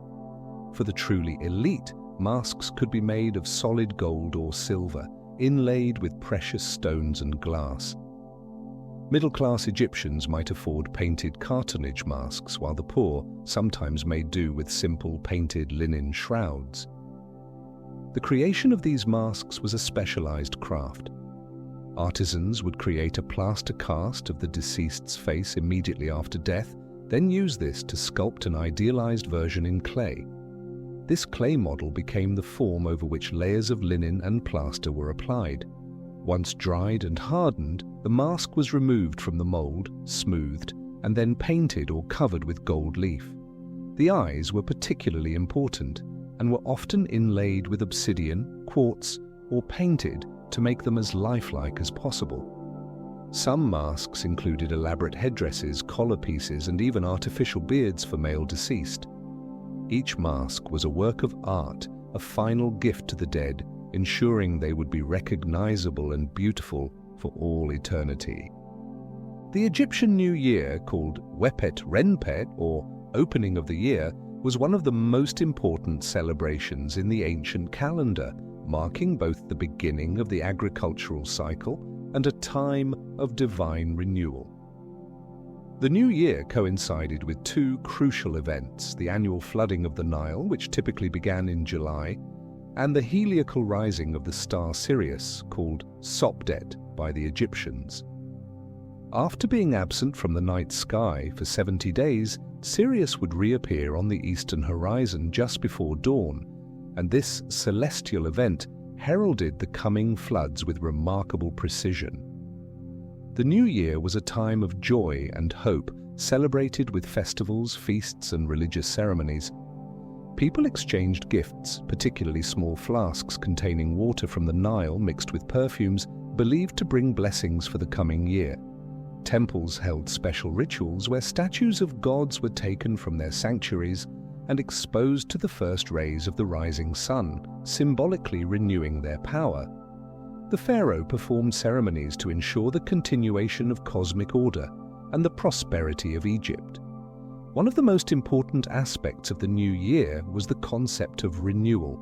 Just as the Nile's floods brought new soil and new life, the new year was a time when people could start fresh, when the world itself was reborn. This belief in cyclical renewal, in the eternal return of life from death, of light from darkness, of fertility from barrenness, was at the very heart of Egyptian spirituality and gave them hope that no matter what hardships they faced, renewal was always coming. Modern technology has revealed tantalizing mysteries still hidden within Egypt's ancient monuments. In 2015, thermal scanning of the Great Pyramid detected temperature anomalies suggesting unknown voids within the structure.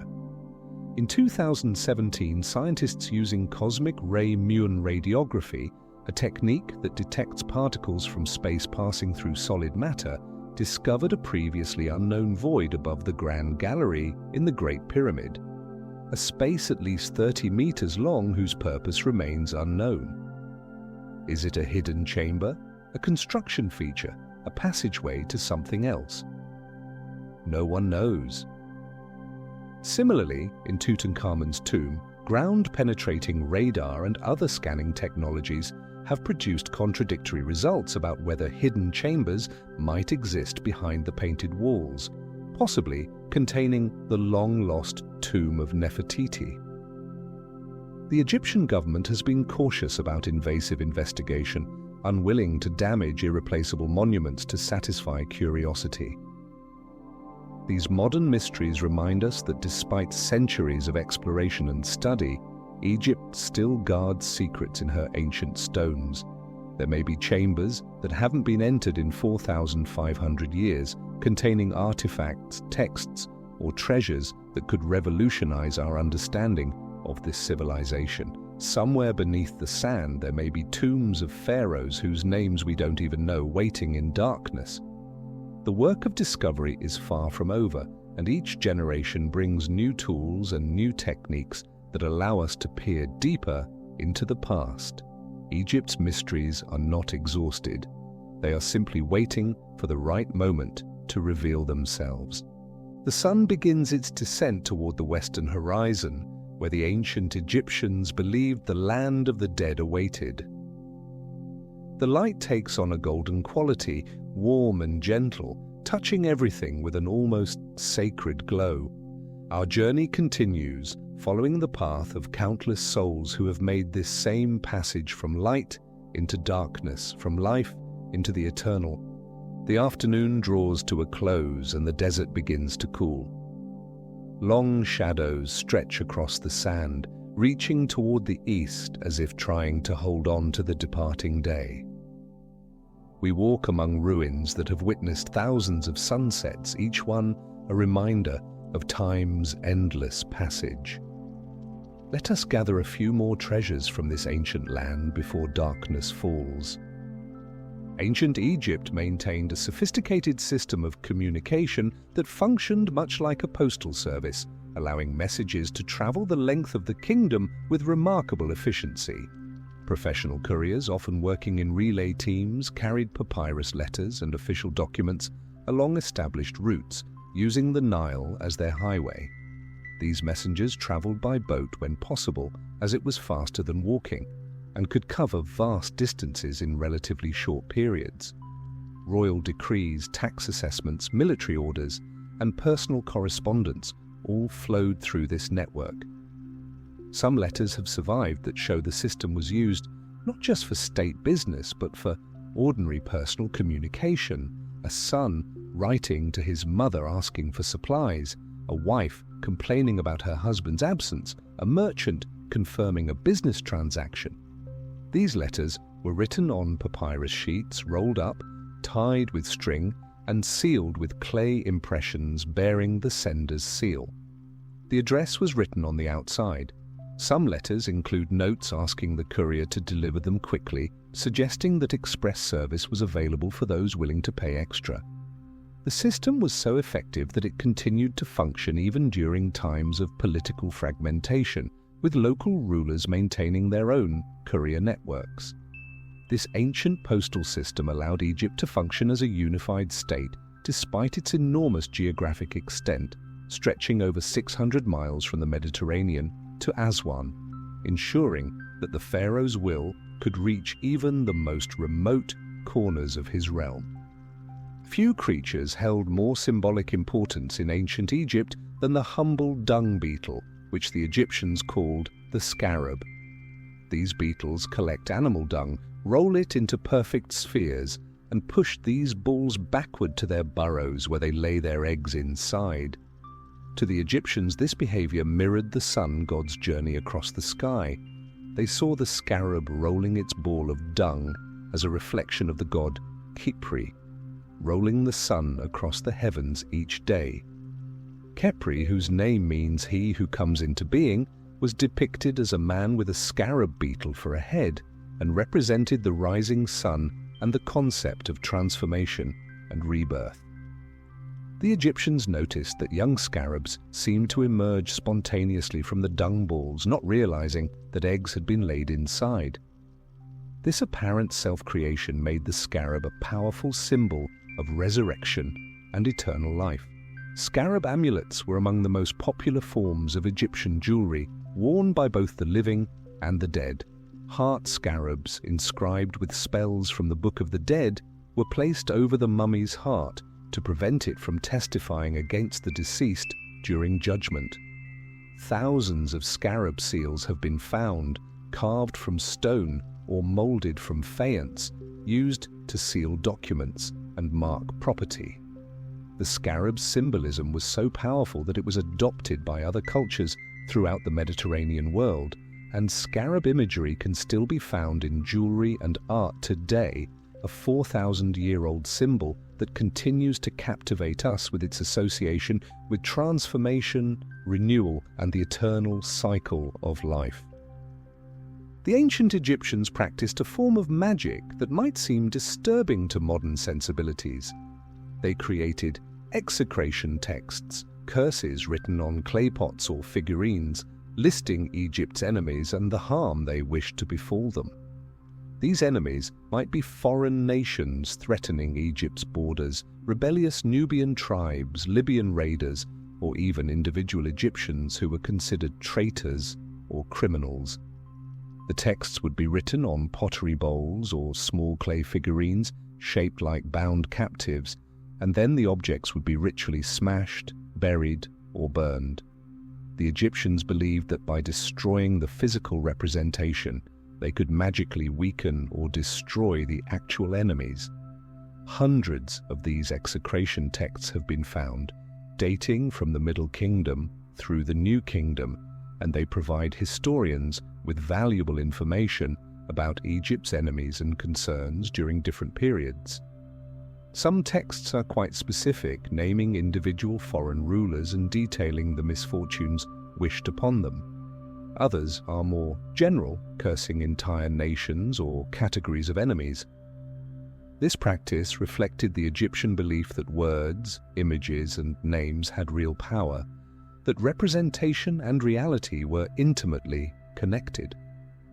It's a reminder that Egyptian magic was not just about healing and protection, but also about offense and defense against threats both physical and spiritual. The execration texts were a way of fighting Egypt's battles on both the earthly and magical planes simultaneously, ensuring victory through every means available. When pharaohs celebrated their said festival, that crucial ceremony of renewal we discussed earlier, they wore special regalia that was dramatically different from their everyday royal costume.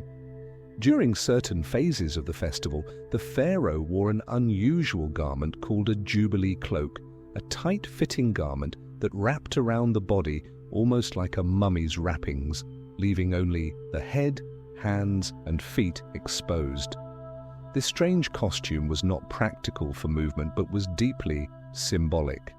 By wrapping himself like a mummy, the pharaoh was symbolically dying and being reborn, emerging renewed and rejuvenated. During other parts of the ceremony, the pharaoh wore the crown of Upper Egypt, then changed to wear the crown of Lower Egypt, then sometimes wore both crowns together, symbolically reuniting the two lands through his own body. The pharaoh also carried different ceremonial objects during different phases: the crook and flail, symbols of kingship, the was scepter representing power, and various other ritual implements. Archaeological evidence from depictions of these festivals shows that the ceremonies were elaborate productions requiring costume changes, processions through specially built courtyards, and the participation of priests representing gods from throughout Egypt. The regalia itself was stored in temple treasuries and brought out only for these special occasions. Some of these precious objects have survived. Fragments of ceremonial clothing, jeweled collars, golden sandals, and alabaster vessels that once held sacred oils. Each piece was imbued with religious significance, transforming the pharaoh from a man into a living conduit for divine power, a bridge between the mortal and immortal realms. The Egyptians had two different concepts of time, each expressed by a different word in their language. Neher represented cyclical time, the endless repetition of patterns, the sun rising and setting, the Nile flooding and receding, the seasons turning in their eternal wheel. This was the time of the gods, of ritual and cosmic order, time that circled back on itself forever. Jet, on the other hand, represented linear time, the progression of history, the sequence of kings, the accumulation of past events leading to the present moment. This was the time of change and transformation, of human lives lived from birth to death. These two concepts of time coexisted in Egyptian thought, neither contradicting the other. The pharaoh existed in both kinds of time simultaneously. As an individual ruler with a reign that began and would end, living in jet, but also as the eternal embodiment of kingship, performing rituals that had been performed since the beginning of creation, existing in Nehe. This dual concept of time helps explain many aspects of Egyptian culture. Their careful maintenance of ritual and tradition represented their commitment to Nehe, to keeping the cosmic cycles turning properly. Their detailed historical records and king lists represented their awareness of jet, of linear progression and historical change. The Egyptians lived with one foot in eternity and one in the mortal world, understanding that both perspectives were necessary and true, that time was both a circle and a line, both endless and finite. Life in ancient Egypt wasn't all solemn ritual and backbreaking labor. The Egyptians knew how to celebrate and enjoy themselves, and drinking songs from worker celebrations have survived on papyrus and ostraca. These songs reveal a culture that could be surprisingly philosophical about the pleasures and brevity of life. One famous song, known as the Song of the Harper, appears in several tombs and includes verses like, "Make holiday, and weary not yourself with it. No one can take their goods with them, and no one who has gone has ever come back." The song encourages the living to enjoy life's pleasures, good food, fine wine, music, and dancing, because death comes for everyone, rich and poor alike, and the afterlife, however glorious, is still different from the joy of living. These weren't nihilistic songs, but rather celebrations of life's sweetness. Other songs from banquets and festivals encourage drinking beer, flirting, wearing perfume and fine clothes, and generally seizing the day. Some scholars have seen these songs as evidence that not all Egyptians fully believed in the afterlife, but it's more likely that they simply understood that both perspectives were valid. Yes, there was an eternal life to come, but that didn't diminish the preciousness of this life here and now.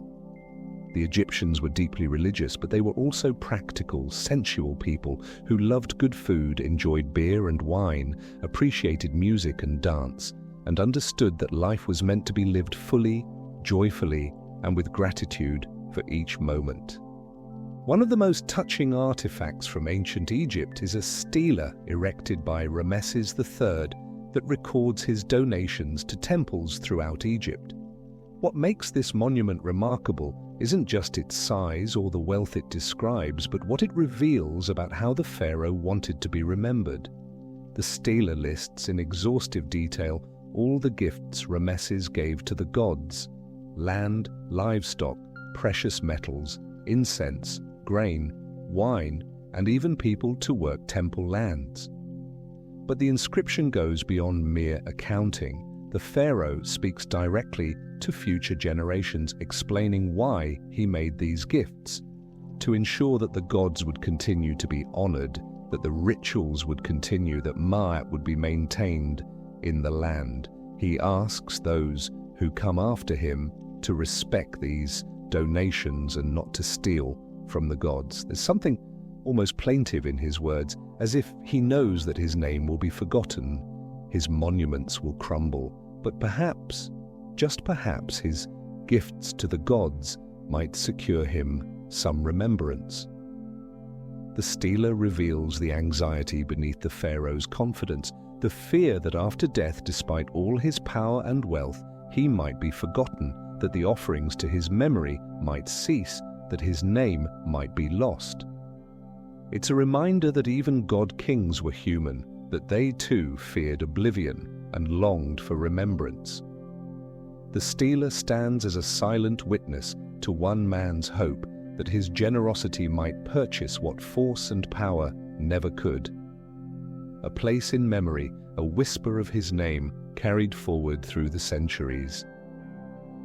Ancient Egyptian medical texts show that they recognized mental illness as a real condition requiring treatment, not merely possession by demons or punishment from the gods, though supernatural causes were also considered.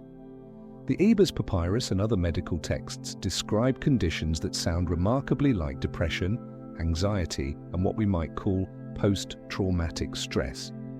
One text describes a condition where a person's mind is distressed and their heart is not pleased with anything, recommending treatments including herbal remedies, counseling, and in some cases religious rituals. The Egyptians understood that the heart, their seat of consciousness and emotion, could become unbalanced or diseased just as the body could. They prescribed both practical and spiritual remedies. For depression, they might recommend certain herbs, changes in diet, physical activity, and also prayers and protective amulets. They recognized that sometimes talking about problems helped, and there's evidence that priests sometimes served as counselors, listening to troubled people and offering advice. Mental illness carried less stigma in Egypt than in many ancient cultures, perhaps because the Egyptians saw the heart as an organ that could malfunction like any other. They even had treatments for what sounds like dementia in elderly people, showing compassion for the aging and understanding that mental deterioration was a natural, if sad, part of growing old. This holistic approach to mental health, combining practical medicine with emotional and spiritual support, was remarkably sophisticated for its time and shows that Egyptian medicine understood the fundamental connection between mind and body long before modern psychiatry. The sun touches the horizon now, bleeding red and gold across the western desert. The day is ending, as all days must, but the stories continue. The voices of ancient Egypt still speak to us across the vast gulf of time, telling us about their hopes and fears, their triumphs and sorrows, their understanding of what it means to be human. Twilight settles over the land now, that magical hour the Egyptians called the time between times, when the veil between worlds grows thin. The sky deepens from gold to purple to the first hints of indigo.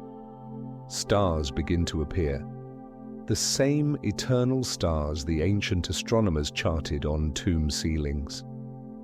Let us walk a little further through this threshold time, gathering the last stories of the day.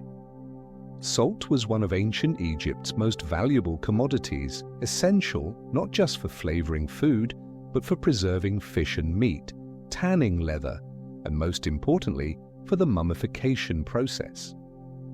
Egypt was fortunate to have abundant natural sources of salt.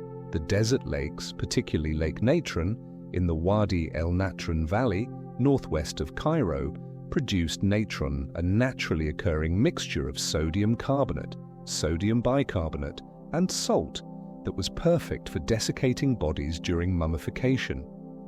Workers harvested natron from dried lake beds during the hot season when the water evaporated, leaving behind crystalline deposits. This natron was so crucial to Egyptian burial practices that the word itself became associated with purification and the sacred. Beyond natron, the Egyptians also harvested pure salt from coastal salt marshes and through evaporation ponds. Salt was government-controlled and taxed, making it a significant source of royal revenue.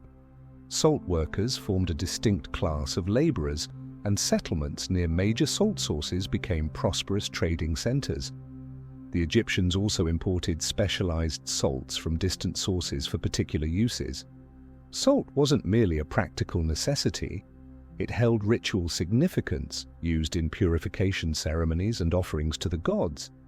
To have abundant salt meant having the means to preserve not just food for the living, but the bodies of the dead for eternity, making it quite literally the mineral of immortality. Ancient Egyptian society had well-established legal procedures for adoption, and adopted children had the same rights and inheritance privileges as biological children. Adoption served several important purposes. Childless couples could adopt to ensure they had someone to care for them in old age, and perform the necessary funerary rituals after death. Remember, having your name spoken and offerings made was essential for continued existence in the afterlife. Sometimes wealthy individuals adopted promising young people to train them in a profession or trade. Brothers might adopt their siblings' children if those siblings died young. Adoption contracts have been preserved on papyrus, showing the formal legal process. These documents specified the adoptive relationship, the rights and obligations of both parties, and often included clauses ensuring the adopted child would inherit property. One touching adoption papyrus from the New Kingdom records a childless scribe adopting 3 children from a family that couldn't support them, promising to treat them as though they had come forth from my own body. The document carefully lists what each child will inherit and stipulates that they must care for their adoptive father in his old age and ensure his proper burial. Another contract shows a woman adopting her husband's children from a previous marriage, formalizing a step-parent relationship. These documents reveal a society that valued family bonds regardless of blood ties, that understood love and responsibility could create families as legitimate as those formed by birth, and that provided legal protections to ensure adopted children were treated fairly. While the ancient Egyptians are often said to have considered the brain worthless, simply discarding it during mummification, the reality is more nuanced. The Edwin Smith Papyrus, that remarkable surgical text we mentioned earlier, contains detailed observations about the brain and its functions. The text describes cases of head injuries and notes that damage to the brain can cause paralysis in other parts of the body, showing that Egyptian physicians understood the brain-controlled bodily functions. They observed that injuries to one side of the head could cause paralysis on the opposite side of the body, a sophisticated observation of contralateral neural control. The papyrus uses the word brain and describes its appearance and texture, even noting the brain's convolutions. They understood that severe brain injuries were often fatal and that the brain was somehow connected to sensory perception and movement. However, they still believed the heart was the seat of consciousness, intelligence, emotion, and memory. This isn't as strange as it might seem. They noticed that when people were frightened or excited, they felt their hearts beat faster, that strong emotions manifested as sensations in the chest. They associated thought with the heart because they recognized the mind-body connection, just in a different way than we do. So while they removed the brain during mummification because they didn't believe it was needed in the afterlife, they weren't entirely ignorant of its functions. They simply prioritized different organs based on their understanding of physiology and their religious beliefs about the soul. 2 massive stone statues sit in the Theban necropolis on the west bank of the Nile, all that remains of the mortuary temple of Amenhotep III. These twin figures, each about 60 feet tall and weighing approximately 720 tons, have watched over the Nile Valley for more than 3,400 years. Originally, they flanked the entrance to Amenhotep's enormous temple, which was the largest mortuary temple ever built in Egypt, covering over 86 acres. Time and annual floods gradually destroyed the temple, but the colossi remained. In 27 BCE, a powerful earthquake severely damaged the northern statue, causing it to develop cracks. After this damage, something remarkable happened. The statue began to sing.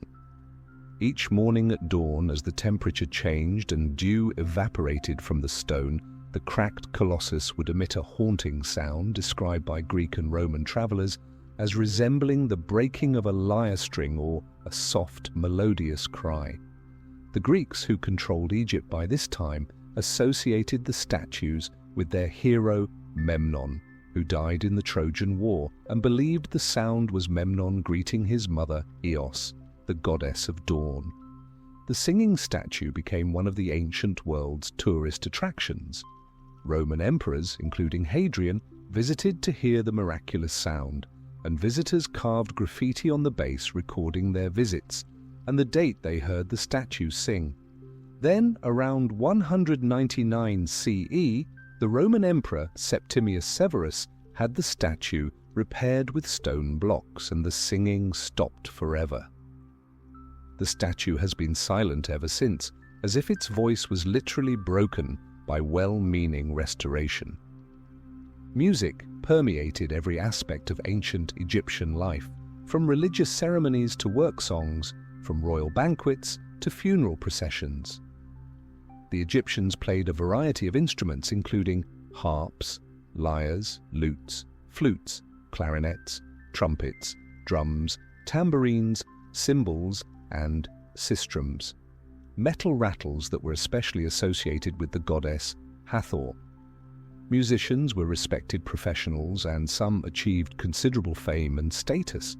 In temples, musicians performed daily rituals to please the gods, and certain hymns were believed to have magical power. The sistrum, when shaken by priestesses, was thought to drive away evil spirits and summon beneficial deities. At banquets, ensembles of musicians, often including beautiful female harpists, singers, and dancers, would entertain guests for hours. Tomb paintings show these musicians, their instruments carefully depicted, sometimes with fragments of lyrics or notation marked above them. Workers in the fields sang rhythmic songs to coordinate their labor, making the back-breaking work more bearable. Military units had their own musicians who played trumpets and drums to signal commands and boost morale. Even in death, Egyptians wanted music. Funeral processions included musicians and professional mourners whose wailing created a soundscape of grief. Unfortunately, we have no real way to know exactly what Egyptian music sounded like. They had no system of musical notation that has survived in a form we can interpret.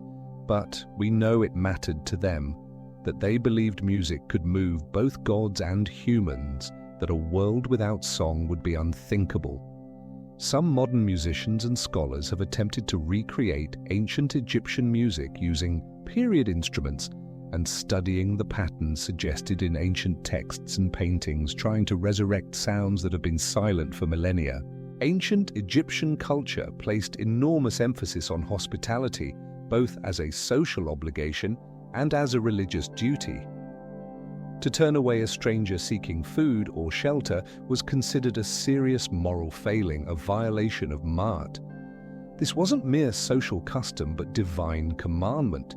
Travelers were under the protection of the gods, and to harm or neglect them was to invite divine punishment. Inscriptions in tombs often include the phrase, "I gave bread to the hungry, water to the thirsty, clothing to the naked, and a boat to the boatless," listing acts of hospitality as credentials for entry to the afterlife. Wealthier Egyptians maintained open houses where travelers could find food and rest. Some even built public rest houses along roads and near harbors for this purpose. The obligation extended beyond physical needs. Hosts were expected to provide conversation, entertainment, and pleasant company.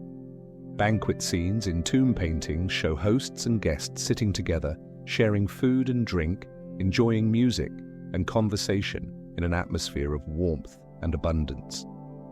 There were also practical reasons for this emphasis on hospitality. In a world without hotels or restaurants, travelers depended entirely on the kindness of strangers. The merchant traveling to distant markets, the messenger carrying royal dispatches, the pilgrim visiting sacred sites, all relied on a cultural expectation of welcome. By being hospitable to others, you ensured that when your family members traveled, they too would be welcomed and protected. This web of mutual obligation created a society where strangers could trust in receiving basic kindness, where the traveler far from home could find a moment of warmth and safety in an uncertain world. Around 1200 BCE, the entire Bronze Age world was thrown into chaos by invasions of mysterious groups collectively known as the Sea Peoples. These raiders, whose origins remain debated by historians, attacked coastal cities, throughout the eastern Mediterranean, contributing to the collapse of major civilizations, including the Hittite Empire, the Mycenaean kingdoms of Greece, and numerous city-states in the Levant. Egypt faced multiple waves of these invasions during the reigns of Merneptah and Ramesses III. The attacks came by both land and sea, with enormous fleets of ships and armies that included men, women, and children, suggesting these weren't just raids but migrations of entire peoples. Ramesses III defeated them in both land and sea battles, victories he proudly recorded on the walls of his mortuary temple at Medinet Habu. These reliefs provide our most detailed images of the sea peoples, warriors with distinctive feathered headdresses, horned helmets, and different styles of dress and weapons than the Egyptians. The inscriptions list various groups: the Peliset, Jekka, Shekelesh, Denyen, and Weshesh, names that have tantalized historians for generations. Some scholars believe the Peliset later settled in Canaan and became the Philistines mentioned in the Bible. Others see connections to groups in Greece, Sicily, and Sardinia. Despite Ramesses III's victories, the invasions marked the end of an era. The Bronze Age world never fully recovered, trade networks collapsed, literacy declined in many regions, and the ancient world entered a dark age lasting centuries. Egypt survived but diminished and weakened, never again reaching the heights of New Kingdom power. The Sea Peoples remain one of history's great mysteries. Who they were, why they came, and what drove their desperate migrations still sparks debate and speculation. One of the most intimate and touching practices in ancient Egypt was writing letters to deceased relatives, asking for their help, advice, or intervention in earthly matters. These letters were written on pottery bowls, ostraca, or papyrus, and placed in tombs or near offering chapels. The Egyptians believed the dead could hear prayers and petitions, and that they had some power to influence events in the world of the living. Letters to the dead have been found asking deceased parents to intercede with the gods on behalf of sick children, requesting help in legal disputes, complaining about unfair treatment from living relatives, or even defending the writer's actions to the deceased. One particularly poignant letter, written by a widower to his dead wife, protests that he has been suffering misfortunes since her death and begs her to stop causing him trouble, insisting that he always treated her well during her life and doesn't deserve her posthumous anger. Another letter asks a deceased father to appear in a dream to give advice about a business decision. Some letters promise offerings in exchange for help. If you do this for me, I will make sure your offerings never cease. These letters reveal a worldview in which death didn't sever relationships but transformed them. The dead were still family members, still concerned with the welfare of the living, still capable of love, anger, help, and harm. The boundary between life and death was permeable, a curtain that could be drawn back through prayer, offerings, and the written word. These letters show us the Egyptian heart in its most vulnerable moments, reaching across the ultimate divide to maintain connection with those who had gone before. Night has fully fallen now, and the stars blaze overhead in their ancient patterns. The constellation Orion rises in the east, the celestial form of Osiris beginning his nightly journey through the underworld. The desert air grows cool, and somewhere in the distance, the eternal Nile flows on in darkness, as it always has, as it always will. The night deepens around us, vast and peaceful. The ancient Egyptians believed that in these hours, the sun god Ra sailed through the underworld in his celestial bark, fighting the forces of chaos to ensure the dawn would come again. We too journey onward through the darkness, carrying with us the stories of those who came before. While we've touched on Senet as a popular game, its deeper religious significance deserves its own reflection. By the New Kingdom period, Senet had evolved from a simple board game into a profound metaphor for the journey through the afterlife. The 30 squares of the board represented the 30 days of the month, but also the various challenges, dangers, and blessings encountered by the soul traveling through the Duat, the Egyptian underworld. Certain squares on the board had special meanings. The House of Beauty represented the place where the deceased was prepared and judged. The House of Water symbolized the dangerous waters that had to be crossed, and the House of Three Truths represented the judgment hall where the heart was weighed. Playing senet in life was believed to help prepare one for the actual journey after death, familiarizing the soul with what lay ahead. Paintings in tombs show the deceased playing senet against an invisible opponent, often interpreted as playing against fate itself or against the forces that would prevent them from reaching paradise. The game board found in Tutankhamun's tomb was not just entertainment, but a magical tool to help the young king navigate the perils of the afterlife. Some squares bore inscriptions with protective spells from the Book of the Dead. To win at Senet was to symbolically triumph over death itself, to successfully navigate the dark passages and emerge into eternal life. The Egyptians understood what modern game designers know, that play is practice for reality, that games teach us strategies for confronting the uncertain future.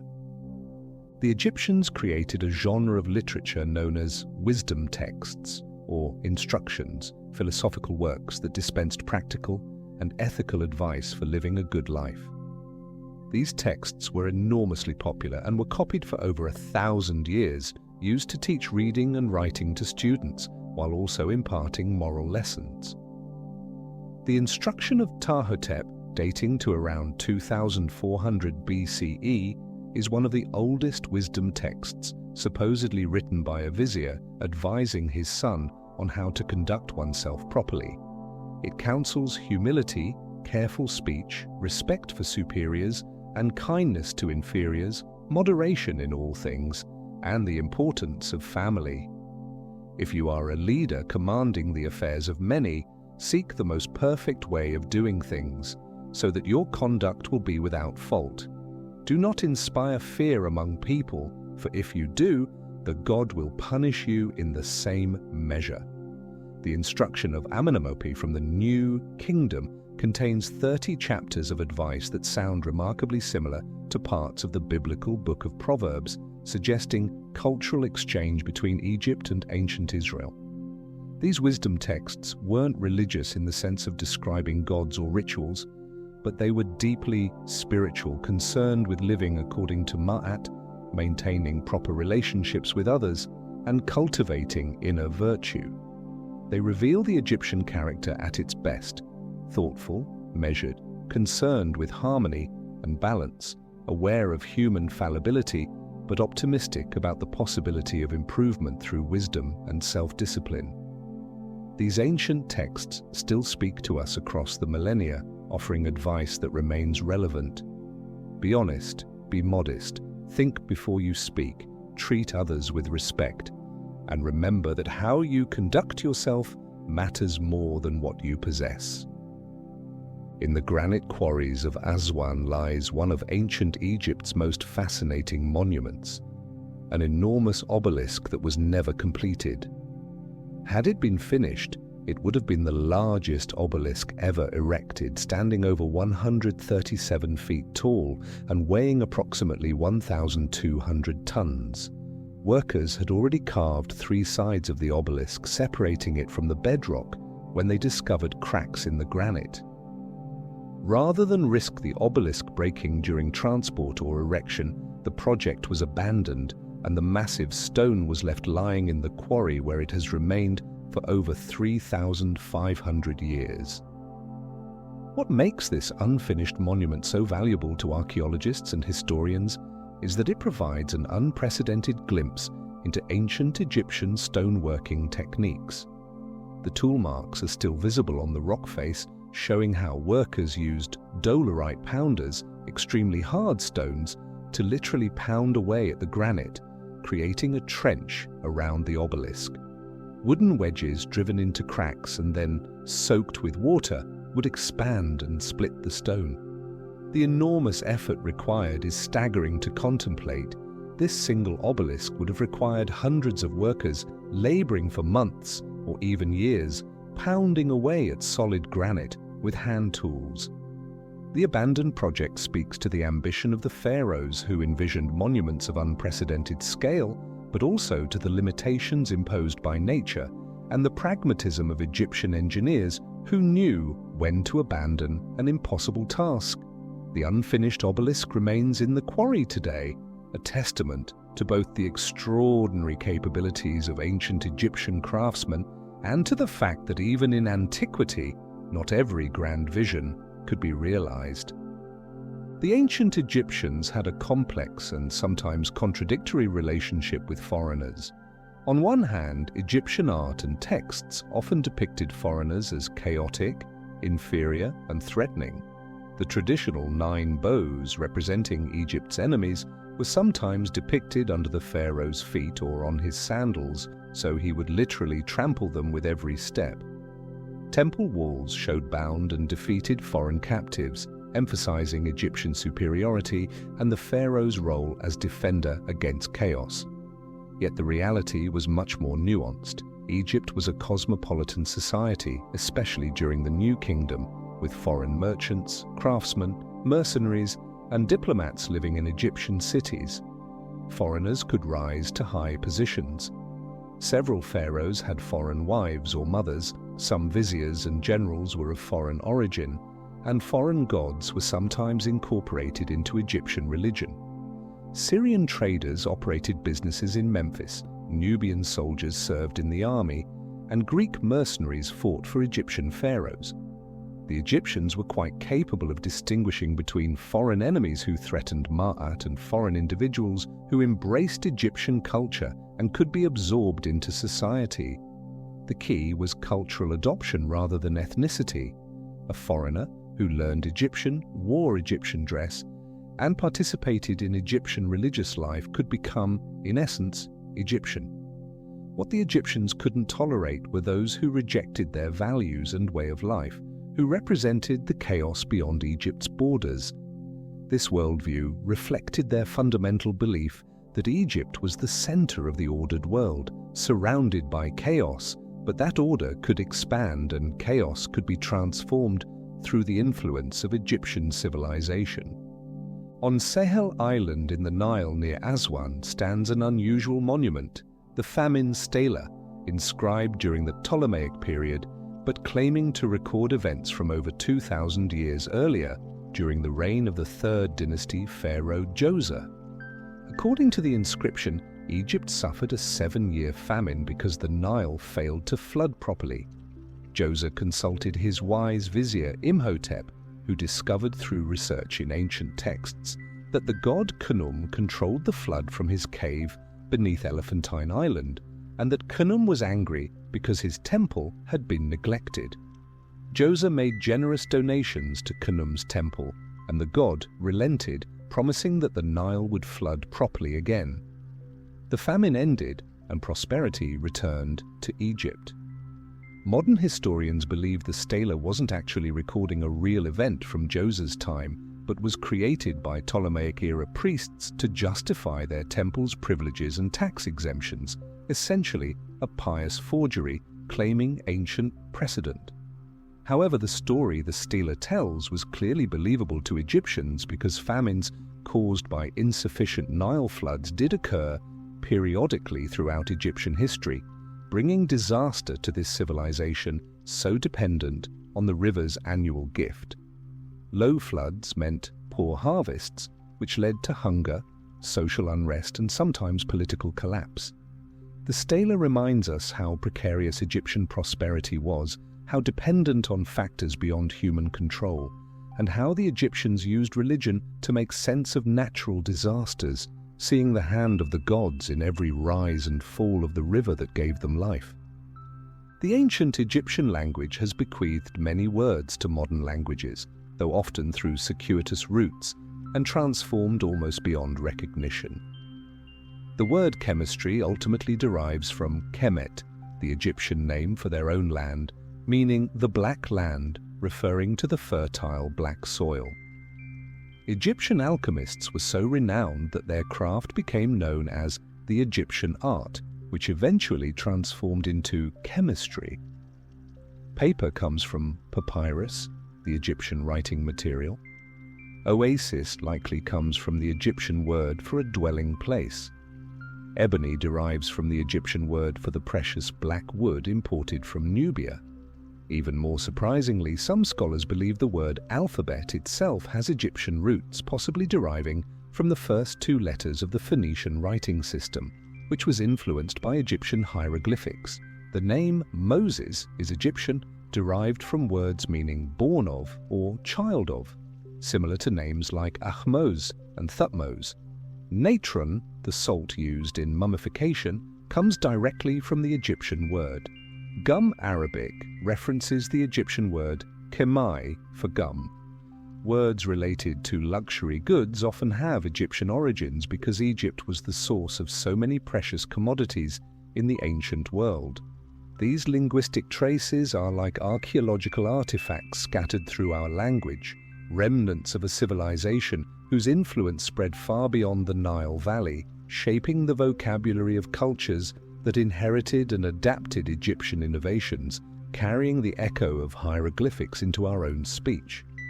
The ancient Egyptian calendar was filled with festivals, religious celebrations that could last anywhere from a single day to over a month. These festivals weren't just religious observances, but served crucial social, economic, and political functions. Major festivals like the Opet festival at Thebes, the Beautiful Festival of the Valley, and the festivals of various deities provided occasions when ordinary people could participate in religious life, see the sacred barks of the gods carried in procession, receive food and beer distributed by temples, and enjoy entertainment. During these festivals, social hierarchies relaxed somewhat. There was feasting, music, dancing, drinking, and general celebration that allowed people to temporarily escape their daily routines. Festivals also served economic purposes, bringing people from surrounding areas to temple cities, creating markets where goods were exchanged, and redistributing wealth through temple offerings that were later shared with participants. They reinforced political authority by demonstrating the pharaoh's role as intermediary between gods and humans. And they strengthened community bonds by bringing people together in shared celebration. Some festivals had specific themes. The New Year festival celebrated renewal. The Osiris mysteries reenacted the god's death and resurrection, and harvest festivals gave thanks for abundance. The Egyptians understood that humans need regular breaks from ordinary life, times of joy and celebration, moments when the sacred becomes visible and accessible. Work was necessary, but so was festival. The rhythm of labor and celebration, ordinary time and sacred time, was as fundamental to Egyptian life as the rhythm of the Nile's flood and recession. A civilization without festivals, the Egyptians would have thought, would be no civilization at all, just unending labor without meaning or joy. On November 4th, 1922, British archaeologist Howard Carter was supervising the clearing of ancient rubble in the Valley of the Kings when his workers discovered a step cut into the bedrock. Over the following days, more steps emerged, leading down to a sealed doorway bearing the cartouche of Tutankhamun, a relatively minor pharaoh who had died young around 1323 BCE. Carter sent an urgent telegram to his patron, Lord Carnarvon, who was in England. "At last have made wonderful discovery in valley, a magnificent tomb with seals intact. Congratulations." 3 weeks later, with Carnarvon present, Carter made a small hole in the doorway and peered inside by candlelight. When Carnarvon anxiously asked, "Can you see anything?" Carter gave the reply that would echo through archaeological history. Yes, wonderful things. The tomb contained over 5,000 objects: golden chariots, beds, chairs, weapons, clothing, jewelry, statues, and most famously, Tutankhamun's solid gold coffin and iconic burial mask. The discovery captured the world's imagination, making front-page news internationally and sparking an Egyptomania that influenced art, fashion, and architecture throughout the 1920s and beyond.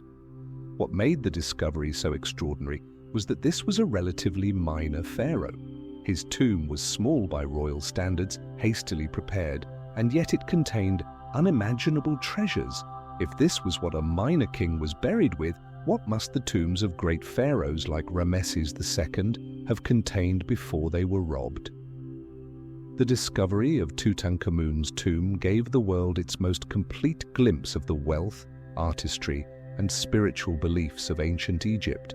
And that golden mask, with its serene face gazing toward eternity, became the very symbol of ancient Egypt itself. The night is quiet now, and the stars wheel slowly overhead in their ancient dance.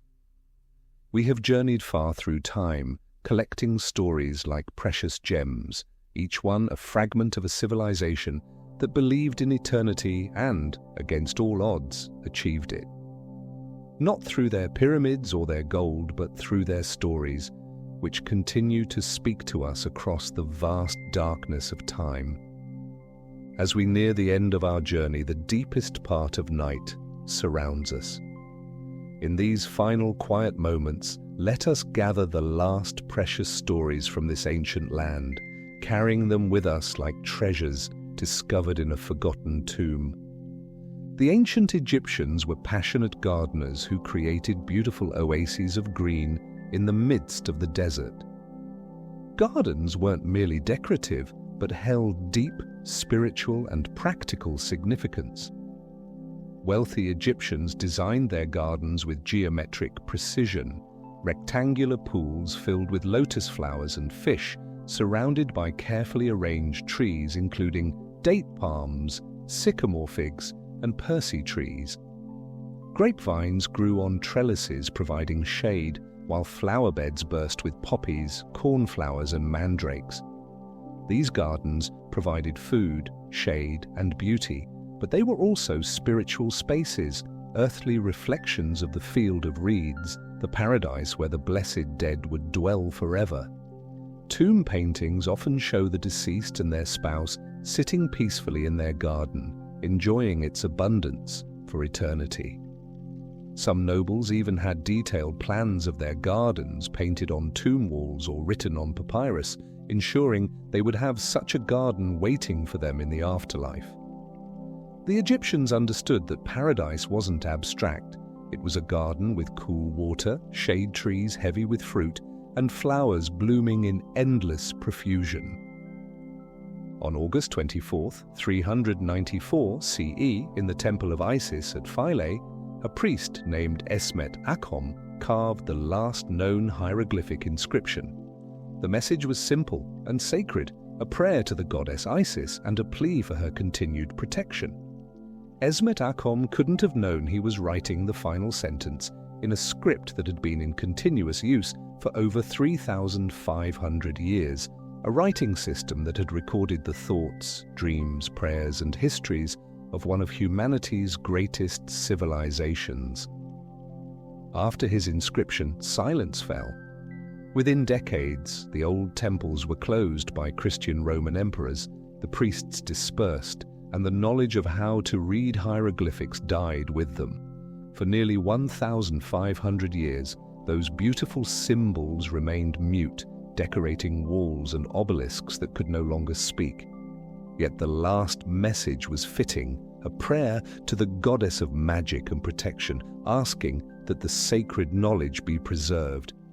In a sense, that prayer was answered, for though the knowledge was lost, it was not destroyed. It waited, patient as stone, for the day when curious minds would unlock the code once more. Perhaps the most fundamental Egyptian belief was in the concept of cyclical renewal, that nothing truly ended but only transformed and returned. The sun died each evening and was reborn each dawn. The Nile flooded and receded in endless repetition. Seeds were buried in earth like bodies in tombs, only to rise again as new life. Kings died but were reborn as Osiris, rulers of the eternal realm. Even their language reflected this. The word for yesterday and the word for tomorrow were similar, suggesting that past and future were not opposites, but reflections of each other. This belief gave the Egyptians their extraordinary patience and their long view of history. They built for eternity because they believed in eternity, not as an abstraction, but as a lived reality. They understood that death was not an ending, but a doorway, that loss was always followed by renewal, that darkness always gave way to light. This optimistic vision sustained them through 3,000 years of history, through conquest and collapse, through famines and invasions, always believing that Egypt would endure, that the cycle would turn, that the sun would rise again. And in a sense, they were right. Their civilization did achieve immortality, not in the way they imagined, but through the stories they left behind, the monuments that still stand, and the endless fascination they inspire in all who encounter them. And so our journey through ancient Egypt comes to its close. The night is peaceful, the stars shine eternal, and somewhere in the darkness, the Nile flows on toward the sea. The voices of the ancient Egyptians have accompanied us through these hours, sharing their wisdom, their hopes, their understanding of what it means to live and die and live again.